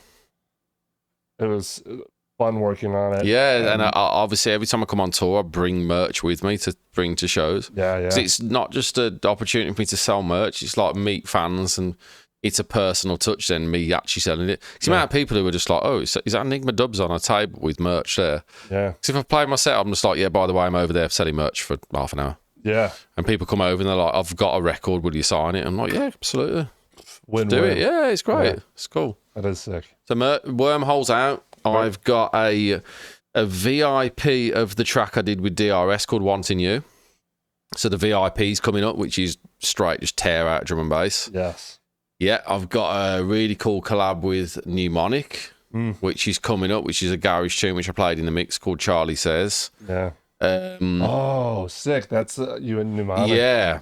The one with that Charlie and the that's a really funny sample as well. Yeah, I was thinking it was like the Charlie Bit Me sample for a second, and it was just all weird sounding. So what it is there's an old like video from like the 70s or 80s. It's like Strange Danger about a kid and his cat, and the cat's called Charlie, and he's like, Charlie and I went to the park and there was a stranger and Mom told me don't talk to strangers. And it's all like that, and it's like this really weird drawing of a cat. Yeah. But back in the day there was a tune called Chopped Up Charlie, a Speedo tune, where somebody had got it, and every time the cat was like, Charlie wanted some fish. The cat was called Charlie. Then chopped up the word Charlie. It was like, Charlie wanted some Charlie. And obviously Charlie's just cocaine. So it was called Chopped Up Charlie. Yeah. So when me and Nick were doing this tune, I was like, I reckon we should recreate the Chopped Up Charlie. Yeah. So we did that and chopped the word Charlie every time Charlie wanted somebody. It's hilarious. So that's the Charlie Says tune. That's coming up. And then on the horizon, it's not fully. There's things coming together for the next mixtape in the series because I've done Heaters, I've done Vibes. The next one's going to be called Bars. So it's going to be a bag of different MCs, basically, and loads of different MCs. Because I've got such a passion for grime and MCs. I'd love to do a full mixtape where it's just loads of different MCs. So I've got a few already locked in, and I'm going to be. It's just getting the material down. I love the consistency in the way you compose each like chunk, Heaters, Vibes, that's so and sick. I'll be honest, my manager was just like, because of years of making so much music and not really knowing how to get it out there like cohesively. So when you do an album, you can go multiple places, but because I'm doing so much different stuff, I'd always be like, how do I go from one project to the next and make sense? Right. And my manager was like, why don't we do a mixtape? Because the whole nature of a mixtape is like a big bag of different stuff thrown together. Yeah. So I was like, oh, that's cool. I can sort of section off my different styles of music into various mixtapes. Yeah. And then obviously we do an actual cassette tape USB for each one, which is dope as well. So the mixtape series is carrying on. There's quite a few different concepts for the different mixtapes which I've got, but the next one will be Bars. I've got a tour in Australia, New Zealand next month, which is getting announced this week. Sick. Which will be dope as well. Absolutely. I've got a... when will this be going out live? Immediately? Yeah, we could do it immediately, or we could... That's fine. Immediately, it's fine. Wait for So it, I think too. it's tomorrow I'm announcing my next tour in the States is with Mystic State. Yeah. So it's going to be ENiGMA Dubz and a Mystic State co-headline tour. Yeah. That's going to be next March. Okay. Which will be great. That announcement's tomorrow. That's tomorrow, yeah. So that'll be announced. So I'm coming out with them. So we're going to wait. We're not going to give it to you tomorrow. Yeah. We'll wait. Well... You'll have to watch on all of his socials to see everything that's going on with the ENiGMA Dubz to know if the BASSment JAMS episode is coming out. Okay, yeah. So that's coming up as well. And you have to buy a sweatshirt. Yeah, you don't know anything. Yeah. You're a big loser. Yeah. There's loads of stuff going on. There's iToner music, the iToner project. Yeah. I've got the releases running up until February now. So that's all locked in on Morii Chill. Yeah, I love that. We've got more artists coming onto Morii. You know what I mean? We've got people in the pipeline for Morii because Morii's grown really well now. Yeah, big time. And with Morii, I didn't want to be running a label which is like not all of the labels. There's some great labels, but any artist that are watching this will know there's a load of labels which you don't get paid for, or you have to go knocking like, are we getting any royalties? I've signed a contract and I've not heard from you for 3 years. Yeah. Even if it's a very small amount, the principle, like if you're giving your music to a label, they're exploiting your music, they're taking your music, they're earning money, you should be earning money as well, even if it's a small amount. So with Morii, it first started off as a platform for me to be able to release my own music. That's what it was. It was like, I can put my own music out now. I haven't got to fit a label. Right. And then over the years, both me and Tom were like, we want it to evolve to the point where we're bringing artists on, but we didn't want to bring people on until it was ready to be done. Yeah. And now, so far, everyone who's released on the label who's done a release has come back and said we release again. Yeah. And every 6 months they get their statements. Sick. Even if it's not a lot of money, because it's not always a lot of money. Do you know what I mean? Right. And it's good, and at least I know like we're doing it properly. Yeah. Yeah. What's so funny, Jack? Oh, is that a light? Oh, yeah. Can you relate, mate? Yeah. Barely ever get paid. Oh, yeah, dude. I'd say 90% of labels don't pay. Absolutely. They don't pay. And when it's underground music and you're like doing it because of the passion, most of the time you just like, I didn't do this to like earn loads of money, but the principle is, man. Yeah. The label takes your work and releases it. They're responsible for like sorting you out as well. Especially for the contract. If you haven't signed a contract, it's a bit different. But even so, it's there's a morality clause. Absolutely, man. Yeah. I think over the years, so many times people don't realise the actual fundamental principles of what a label does. Yeah. And labels take advantage of artists because an artist quite often, especially in the underground scene, it's like a passion thing. Yeah. So they're just like, oh, my music's gone on a label, I'm buzzing. Yeah. Whereas when you actually do it for your full-time business, and you're relying on every aspect of what you're doing to like get by, then you're like, oh damn, I should be getting something for this. You know what I mean? Yeah. So yeah, So with Morii, we just like, we want to make sure that people are like, oh, they're actually like doing it properly. Yeah. And we work really hard to schedule things, so we're not just like all of a sudden going to an artist, oh, by the way, that's out next week. And then they're like, oh, thanks for telling us in advance. Do you know what I mean? Like, we've got to now schedule everything. So we're doing our best to like move in the right way with that. Yeah, big up you and big up Tom. Yeah. Tom, man. Once again, talking to him over the last while, it's been really entertaining. Yeah, top guy, man. He is a top guy. Yeah. Just like really fun to talk to, and he's been very helpful, and he seems like he has music at heart. Like he's a musician, yeah, absolutely, and he's passionate about making sure the scene and the music place for artists a good place to be. Yeah. Do you know what I mean? Yeah. That's important.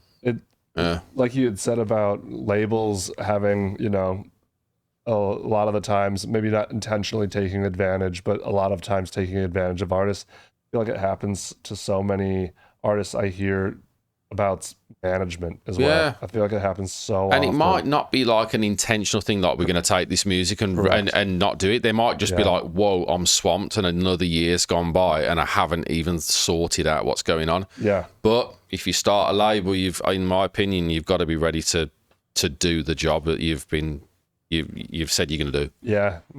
You've got to try and keep on top of it. Yeah, lay in the bed you made. And I get it, man. I couldn't do the ENiGMA Dubz project on my own eventually. I was like, I need a manager. Yeah, absolutely. So if you're struggling to do it, get someone else to help, man. Yeah, I mean, 10 years is a good stretch of running it on your own. Yeah, definitely. And I like doing it by myself, but at the same time, I was like, I'm not getting the full potential here. Yeah. Alongside everything else I'm doing. Yeah, one of the old guys I used to work for, I shouldn't say it like that. If for some reason he watches this, which I don't believe he ever will, but he had said to me, I wanted it when I opened up a shop, I wanted to run it by myself, like no apprentice help, no anything else, no partners. Okay. And I wanted to learn how to do all of this on my own before hiring anybody, not because they like wanted to prove anything to themselves, but they just wanted to know that they, if they did hire on help and that help disappeared, that they could still be okay. I get that. Yeah, and I'm like, that's smart. Like, I get that. Yeah, absolutely. That's thinking well ahead. Yeah, and like a 10-year run, being like, I did that by myself. I'm at a point where I definitely could use some help. Yeah, but knowing that like I could still do this, and I recognized it. And Tom's not my first manager, but he's the first manager I've had, which is like, okay, you're actually really like helping this project. Big time. Do you know what I mean? Like it's actually working. So yeah. He's been. It's important to get your team around you, right? Whether it's a booking agent, whether it's a manager. Yeah. You know what I mean? And we're all artists out there are going through it by not having a good experience. As long as you learn from that and you move forwards, and then you remember like that didn't work for that reason. I've got to look out for the next one and network and find out from other people who's this, who's that. Yeah. Can you help me? Yeah, absolutely. You know what I mean? Definitely. Yeah. So we got releases coming out. We got merch. Yes. New EP dropped. Hitting Australia. Yeah. New shows coming up. Where else are you hitting in the US? In the US, I'm at Salt Lake City on Friday. Salt Lake. And then Vancouver on Sunday. Canada. And in Minneapolis, might get something in the meantime. Let's see. That'll be dope. Minneapolis. But we'll see. That'll just be a lastminute.com thing. Oh, man, that would be sick, though. We'll see. But we've done this. This has been fun. You know what I mean? It's been great, man. I've really enjoyed this. And we'll put this out on our YouTube page to re-listen to comment on, to ask for IDs, to re-listen to Q&A we're about to drop, to ask more questions, and then it will also be on our SoundCloud. Yeah. So it'll be real easy and palatable for everybody to just like grab it and listen to it either at their home or even on the road. So, yeah, it's sick. Absolutely, man. I felt like the way I just said that felt really good. It was just like, oh, just man. nailed it. Yeah. Yeah. You know, we record a story and it just goes right, and you don't have to do it again. And then the second time you're like, I feel like this is going to be crap already now. Yeah. It feels like an act now. I hate this. Yeah, exactly. Just earlier, when James was. Oh yeah, when I was recording the shout out for tonight, and you came down and like tripped over my power lead. You came stumbling through. Yeah, and then I was over in the corner, and he's recording, and it was like Joe Nice smooth, you know, like damn. when all of a sudden, like, and I don't know how many people think, because I know most people do like 4 or 5 a lot of the times, trying to make sure it doesn't, like, you have to fit all the stuff in within the proper amount of time. You want to say it and it not sound crazy or weird or forced. Yeah. Joe Nice literally does it the first time every time. That's the same for me. That's crazy to me. If it doesn't happen the first time, then I'm like, this is just going to be shit. That's crazy. I feel like it just has to be on in the moment. As soon as it feels like I'm having to prepare it, and then I'm like, oh, the first take wasn't good, let's do that again. Then it's like, am I just acting there? Yeah. Or is this, do you know what I mean? I'm like, it does happen sometimes. I've recently had to do the Spotify ads for the Wormhole release. Oh, sure. And there's like a very specific brief for doing the Spotify ads. Yeah. And I had to do each one about 5-6 times, and it was just like, whoa. Yeah. I mean, yeah. I do a lot of these videos the first time too, and I just let them go. But if you watch them, it's not, you know that's the case, because I'm literally doing it, and then I'm like, fuck it. And I literally say that, and then I just let the video end, and people are like, I can't believe you just posted that anyway. And I'm like, I just don't know what else. Like, do it, man. Like that's your character. Well, and it's if I was watching it, I'd love the fact that you've done it like that. Well, it's not going to get better the second time either. It's going to just drastically go downhill. They get worse every time. Yeah. So I just fucking post the videos. I'm like, oh, this is bad. I'm like, I'm really not good at this. Yeah. So when I nail it, like I did a moment ago, feeling like a radio broadcaster, I'm like, oh, I have to say, acknowledge that. Yeah. Well, that's sick, man. I'm really excited for all of those things coming up. Man. Well, thank you for having me down here, mate. And thank you for having me here at your house, mate. Easy. Like, yeah. Easy every time. It's great. It's a no-brainer. And now I'm going to go and what is this? What'd they say? Ooh, ENiGMA Mystic. Oh yeah. Yeah. You guys heard it on Twitch. Yeah. That's going to be a good tour, man. Scruffy joint. And there might be music happening as well for the tour. Do you know what I mean? I don't. We might be cooking music before the tour, so we'll see. What you're saying is, oh, sick. Yeah, that would be sick. Mystic Stay is so good. Yeah, they're great. Yeah, those two are nuts. And then who was it? The at what festival was it that you guys all just played at? Submersion. Yeah. And then I saw one of the guys on the mic too. Oh yeah, Mike got on the mic, didn't he? Was it for your set, Jack? Yeah, he emceed our whole set. Yeah, he was great as well. It was he really just came good. up and did it. I was like, "Fuck, dude, this is hitting right now." He's good at it. He's really good. He's really good. I had asked Shayna, because I had seen it on her post. I was like, "Who the fuck is that?" Yeah. And then she's like, "Oh, it's one of the dudes from Mystic State." I was like, "Really?" Yeah. And she was like, "Yeah." I was like, he was like, "My services are needed. I'm just going to do this." Yeah. Dude, it was so smooth. Every clip of the videos I saw, I was like, yeah, it was dope. Yeah, he was clean. Yeah. That was awesome. And actually hosting in a good way, do you know what I mean? Like, Big time. Well, that was the thing, because I was trying to figure it out, and I was like, and I kept on waiting to hear like the way he would talk in between transitions and stuff. I was like, I was trying to place him. I was like, who the fuck is that? And I thought, because at one point when I was at the festival, I was like, that sounds like it's in the tune. Yeah. I thought it was just like a vocalist in the tune, and I'll be like, oh, it's Mike. He's he's toasting and hosting. Yeah. I thought it could have potentially been SPMC for a second. Yeah. I was like, he wasn't on the roster. Imagine, yeah. But I think SPMC was there last year, wasn't he? I don't know. My first year doing that festival. It was sick though. Really sick, yeah. Yeah. Great vibe there. Really good team, actually, yeah. Sick. Not a massive festival, so yeah. Yeah. All right. Let's see here. What do we Have you got some questions? We have some questions. We do. Killer set. Thank you. And then hopefully in time for the Q&A. Yeah, nailed it.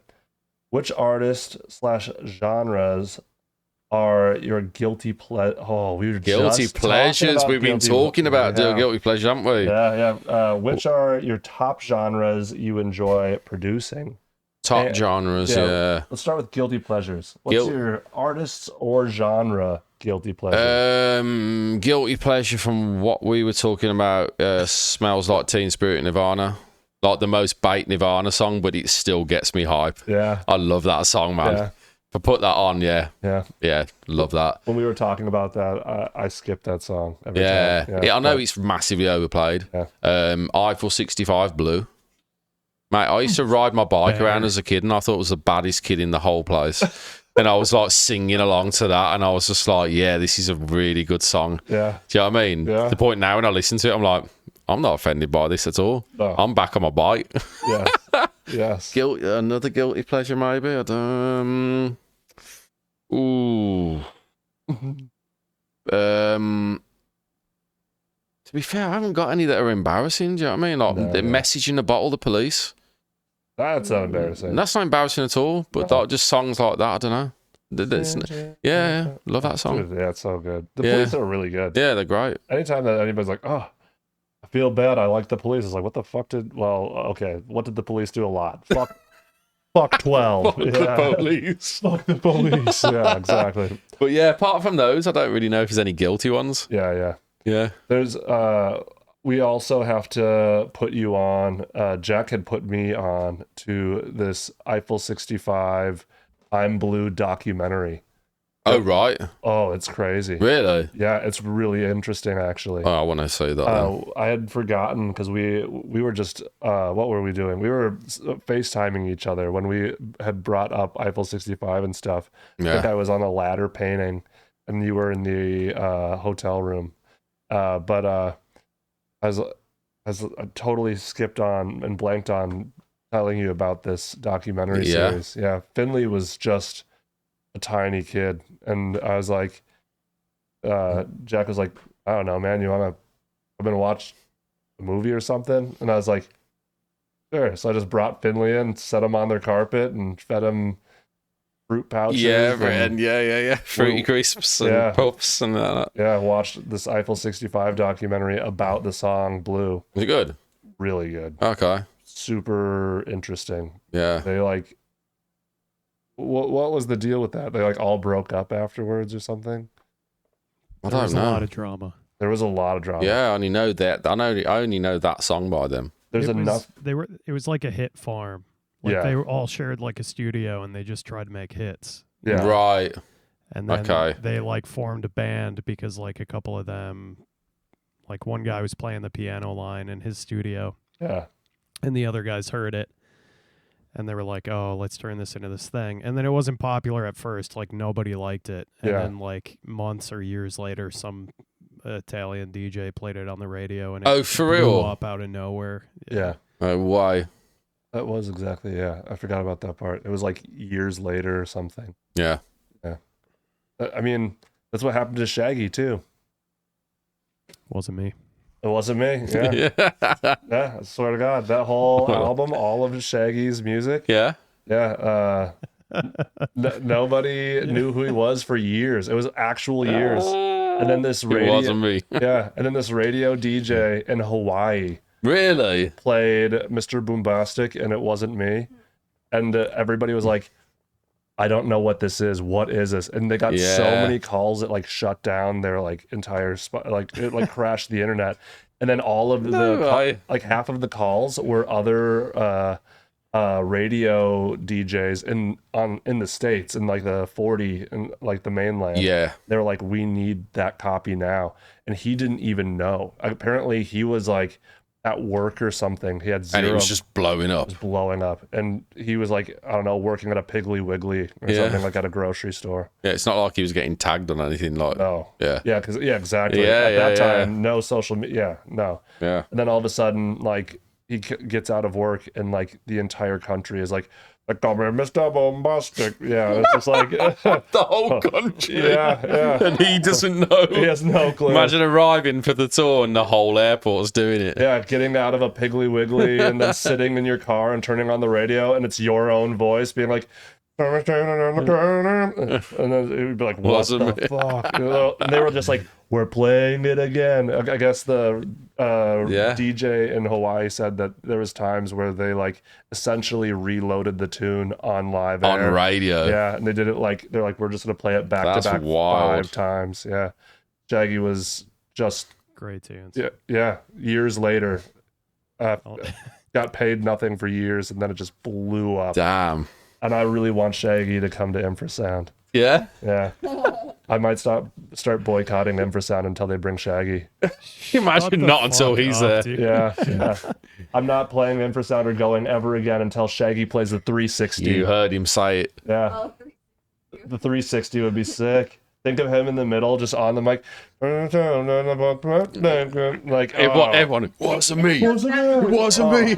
Everyone around the hangar. People would lose their mind. Losing it, mate. Yeah. But I did actually look it up. I looked up how much Shaggy was. You know recently. someone's going to bootleg that now. Oh, yeah. Well, what is that one that Jack plays? I bootlegged. Wasn't me. Who is it? I made a UKG bootleg. It wasn't me. That was your bootleg? Yeah. Oh, really? There you go. Yeah. I didn't realize go on my USB. Look it up right now. You go up. You get over here and look it up. I'll do it. Yeah. Oh my God, this has got to happen. I want to hear this. Dude, it's really good. Yeah? It's very good. You haven't heard this before? No? Oh, dude, it's crazy. It's super How old good. is it? Yeah. Okay. They did the UKG set at Infrasound. Yeah. It was like crazy. Yeah. No, it's good.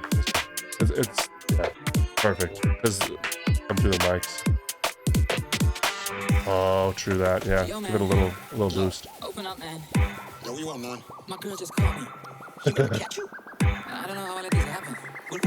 The girl next door, you know? I don't know what to do. Say it wasn't you. Alright. Honey came in and she got me red-handed, creeping with the girl next door. Jesus, what? She didn't scream about butt naked, banging on the bathroom floor. How could I afford He works sick, he's proper bumpy. Yeah. She was standing there, she never took All right, everybody, ready? Yes. Everyone's throwing bills at him. Yeah. Big time. Get a hand. They were throwing. Oh, mate. Yeah. Oh, yeah. All right, let's go. Wasn't me. Pull it every time. Wasn't me. Big time. Every time. Fader comes down. Every time. Yeah. Especially I like, told everyone to sing it and no one knew the words. there's no way. Yeah. And everyone just went, wasn't me. Wasn't me. No. I mean, he said that nobody remembered the words because everybody was too young. It just sounded quiet.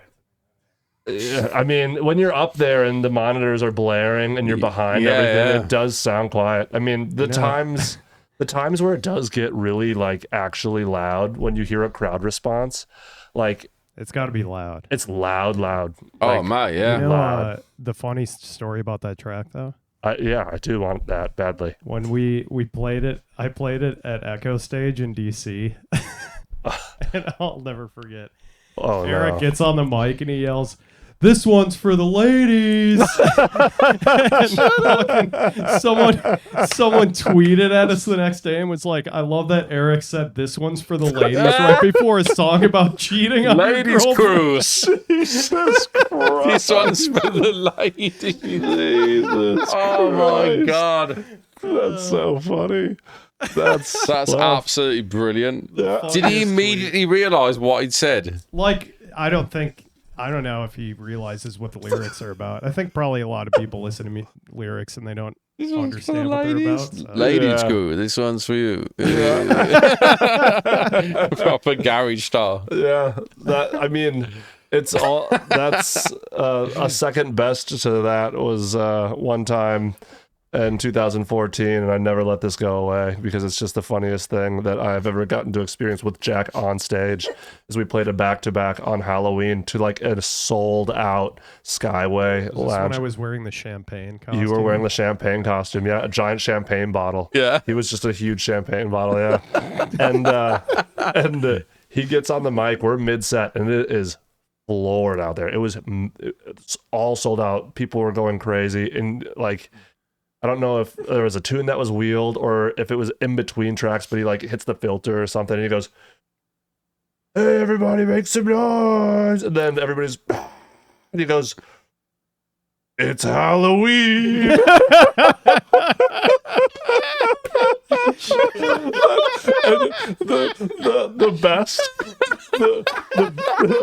the best and worst part about that is after he said that, it was just like this weird. No, everybody just goes.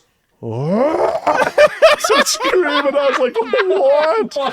People, it's like, oh my God. It's like 3,000 people sweaty packed in there, Jesus like just Christ. trying to process what he said, and then they just all go, yeah. This is Halloween. Yeah. This is why I don't talk on the microphone during our sets. Yeah. Oh, that's absolutely great. Dude, it's so funny. Well, I had heard everyone roared. It was Halloween. Mate. Yeah. At least everyone went for it, though. They did. If nobody would have celebrated. Oh, yeah, if it would have been dead silent. I've said a lot of stuff on the mic and had the crowd go mild. Like go so many mild. times. Mild. It's not just wild. mortifying when you say something and hope for cheers and everyone just stands there and there's crickets. This feeling in your stomach is And like, you're there standing there. yeah. Yeah. Yeah. I've definitely been there. Yeah. Oh, definitely, yeah. Oh, Yeah. God, yeah. Big same. Yeah, definitely. It's that one lives in my head rent free. That's brilliant. That is brilliant. It's Halloween. Dude, I do not remember saying this either. He's told the story a million times. I don't remember it though. It was unforgettable, dude. I will never forget it. It was just That's like brilliant. Because it's like you're standing up there, and this was. Have you ever you played at the Loft and stuff? Yeah, like in the Loft. Barfly. The Skyway place downtown in Minneapolis. Yeah. I think that was my first show. Yeah. But so 2016, like playing for TC Presents. Yeah. But did you ever play Skyway, the one that's in the middle? It's like really big. It's like a theater. Yeah. No. So unless Skyway's where no, I don't think it is. What's the one that's like kind of like Art Deco inside that I played in a couple of years ago? Oh yeah, that was at the Granada. That's the Granada. Yeah, I've not played the Skyway. Yeah, no, the Granada's very cool. Yeah, it's cool. Yeah, it is very like with the stars on the ceiling and stuff. Yeah, it's pretty sick. But Skyway. There's a lot of gnarly things about Skyway. But when back in the day, that was kind of the spot. When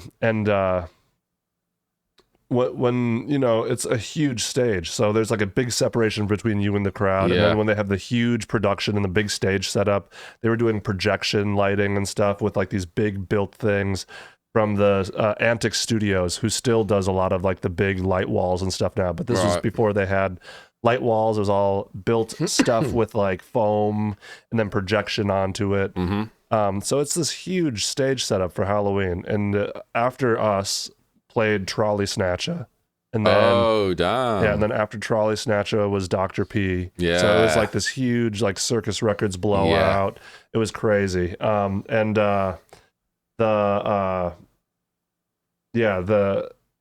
you're up there and there's that big separation, I'll just never forget watching them grab the mic and look at me like, and I'm like, oh, okay. And then he's just like, hey, make some noise, everybody. I was like, okay. He's hyping them. Yeah. And then he just nailed him with a, it's Halloween. Yeah. It's Mikey's birthday. Yeah. Yeah, it was pretty good. Oh, man, that's brilliant. Yeah. So, we got your guilty pleasures. Yeah. Which are your top genres you enjoy producing? Top genres I enjoy producing. Yeah. Give us like a backwards countdown, like 3, 2, 1, even. Like okay. Number one, obviously being the best. Number one being the top. Yeah. You do so many. Yeah. In terms of enjoying producing, this is hard. I'd probably say number 3 would be drum and bass. Number 2 would be dubstep. And number 1 would be garage. And like kind of moody, vibey garage, you know what I mean? Yeah. Like thing is, future garage is the term everyone knows it as. I still just like to think of that as garage music, but it's just a different mood. You know what I mean? Yeah. But there was obviously a difference in what people call future garage, but yeah, garage music probably. I mean, yeah. Yeah. I don't know. Actually, it might be dubstep first. It might be dubstep first and then garage. You think so? Yeah, I think it is. You know, I think it is. Yeah. Yeah. I mean, I love the. I love the moody. Garage stuff. Yeah, I like that a lot. I really enjoy it, going vibey with it. Yeah. I mean, you're like a master class at it. Like, cheers, man. The way you like produce that stuff is. And credit goes to Burial. Yeah, yeah. Because it's discovering Burial which gave me the want to do that sort of stuff. Do you know what I mean? Yeah. Yeah. I can hear the correlations. 100%, man. 100%. That, and then sometimes I'll listen to who is it that we're always talking about when it comes to that?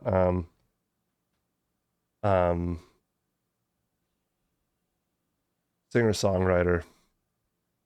You think making garage tunes sometimes, really sexy singer-songwriter guy.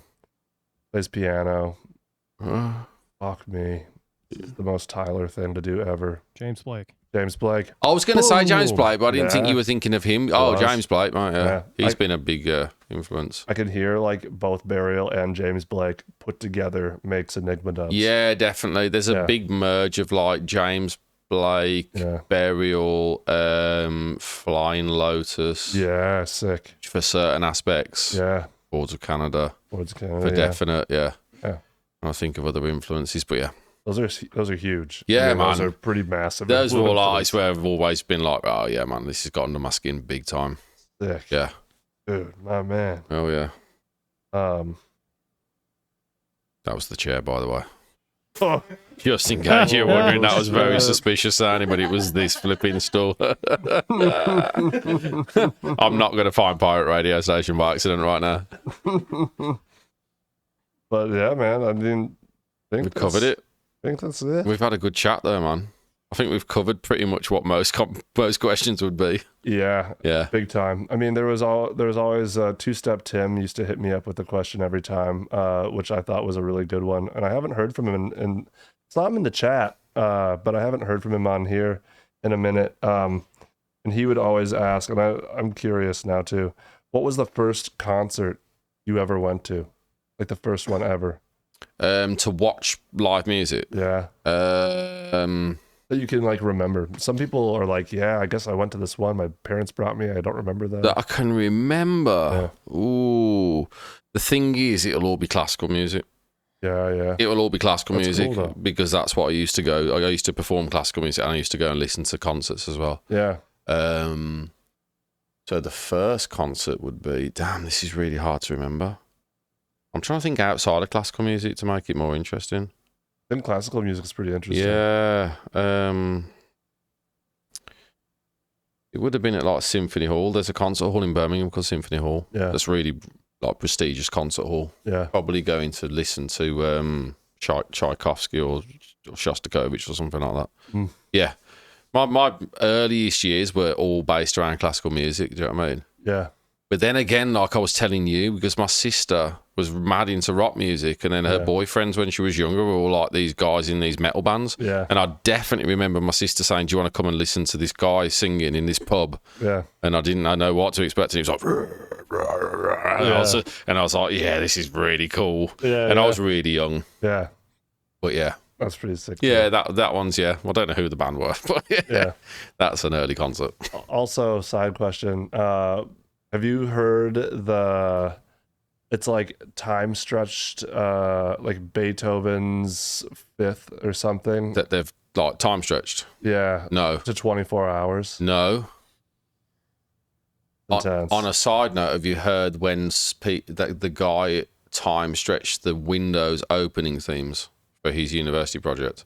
What? You like put them through the Akaiser at like 4,000%. What are you talking about? Like the Windows 95 opening sound, the Windows 98. Oh my god. And they're like 5-minute ambient pieces and they're amazing. Yeah, I would imagine. They're just these drones, and they're just like all from the Windows themes. No yeah, way. and there's some guy that did it for his uni project, and they're on YouTube. It's a 5-minute. It's like track, a 5-minute track, but it's stretched like 4,000. Yeah, I think they're like 4,000 or 8,000%.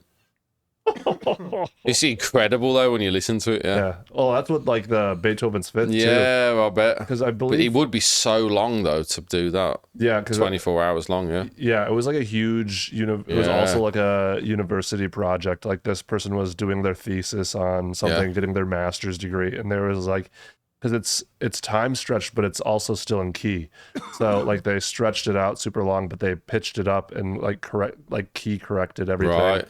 And it took them forever to figure out how to do it. That's a big job. And have it That's sound. a lot of audio to do with. Jesus Christ. Yeah, exactly. And to have it sound not like trash. Yeah, not like overly granularized stuff. Yeah, exactly. Not master tempoed. Yeah, not master tempoed. Yeah. Shout out Paul Stretch. Paul Stretch. Is that? It's the way you do it. Yeah. What's that? It's like it's not granular. It's like spectral stretching or something. There's like a bit, if you just YouTube like... Is that what the Kaiser uses, or is that still granularizing it? The Kaiser is like a granular thing, because it cuts it up into a bunch of slices, but Paul Stretch does like a spectral, like...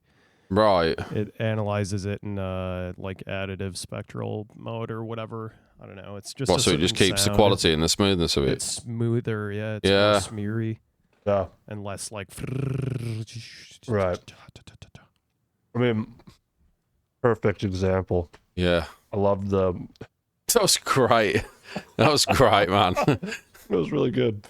But yeah, that 24-hour Beethoven Fifth. I mean, it sounds, like you said, very not... and very... Yeah, smoothly. And it's just like... I had put it on at the tattoo shop once. What? Just left it playing in the background while someone's having their tat done. Well, hell yeah. And my coworkers, they all came in at different times. I was there very early in the morning. Yeah.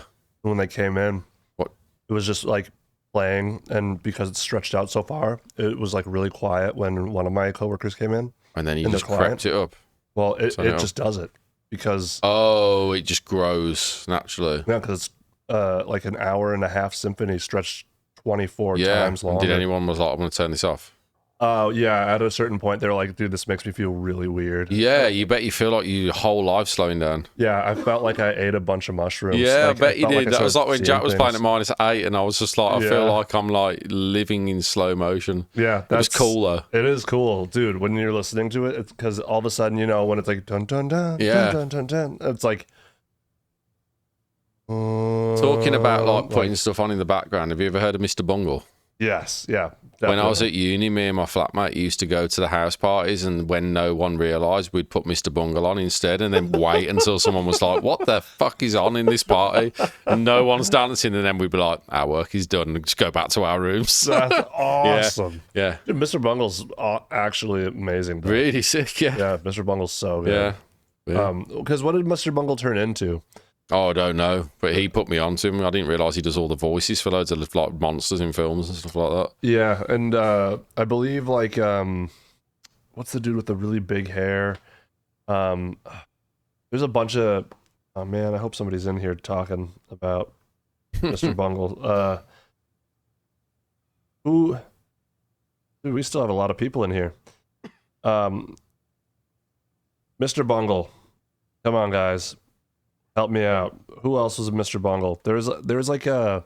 Isn't it like Mike Patton or something? Mike Patton, yeah. Mike Patton, who does a lot of the voices and whatnot. Right. And then... I'm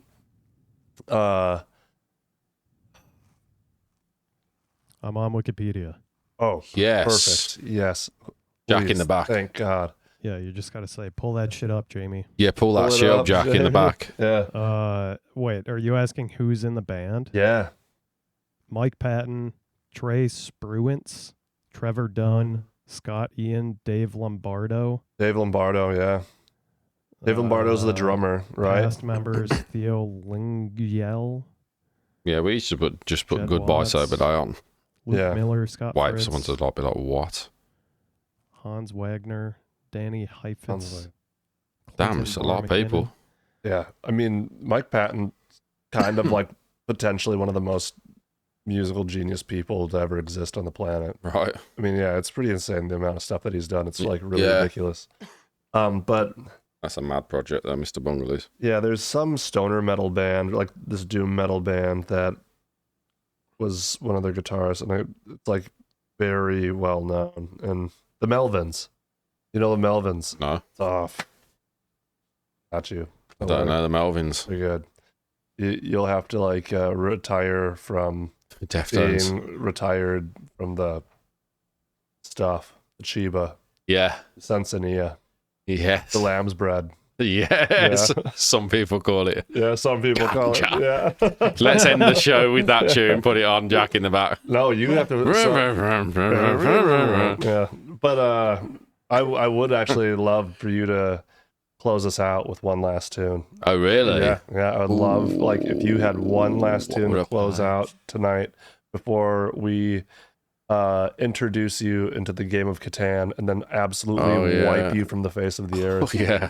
I'm good. This is going to be... I'm trying to think. Oh, one more tune. Yeah. What would I play? You tell us. What do I play? We're very excited about it. Yeah.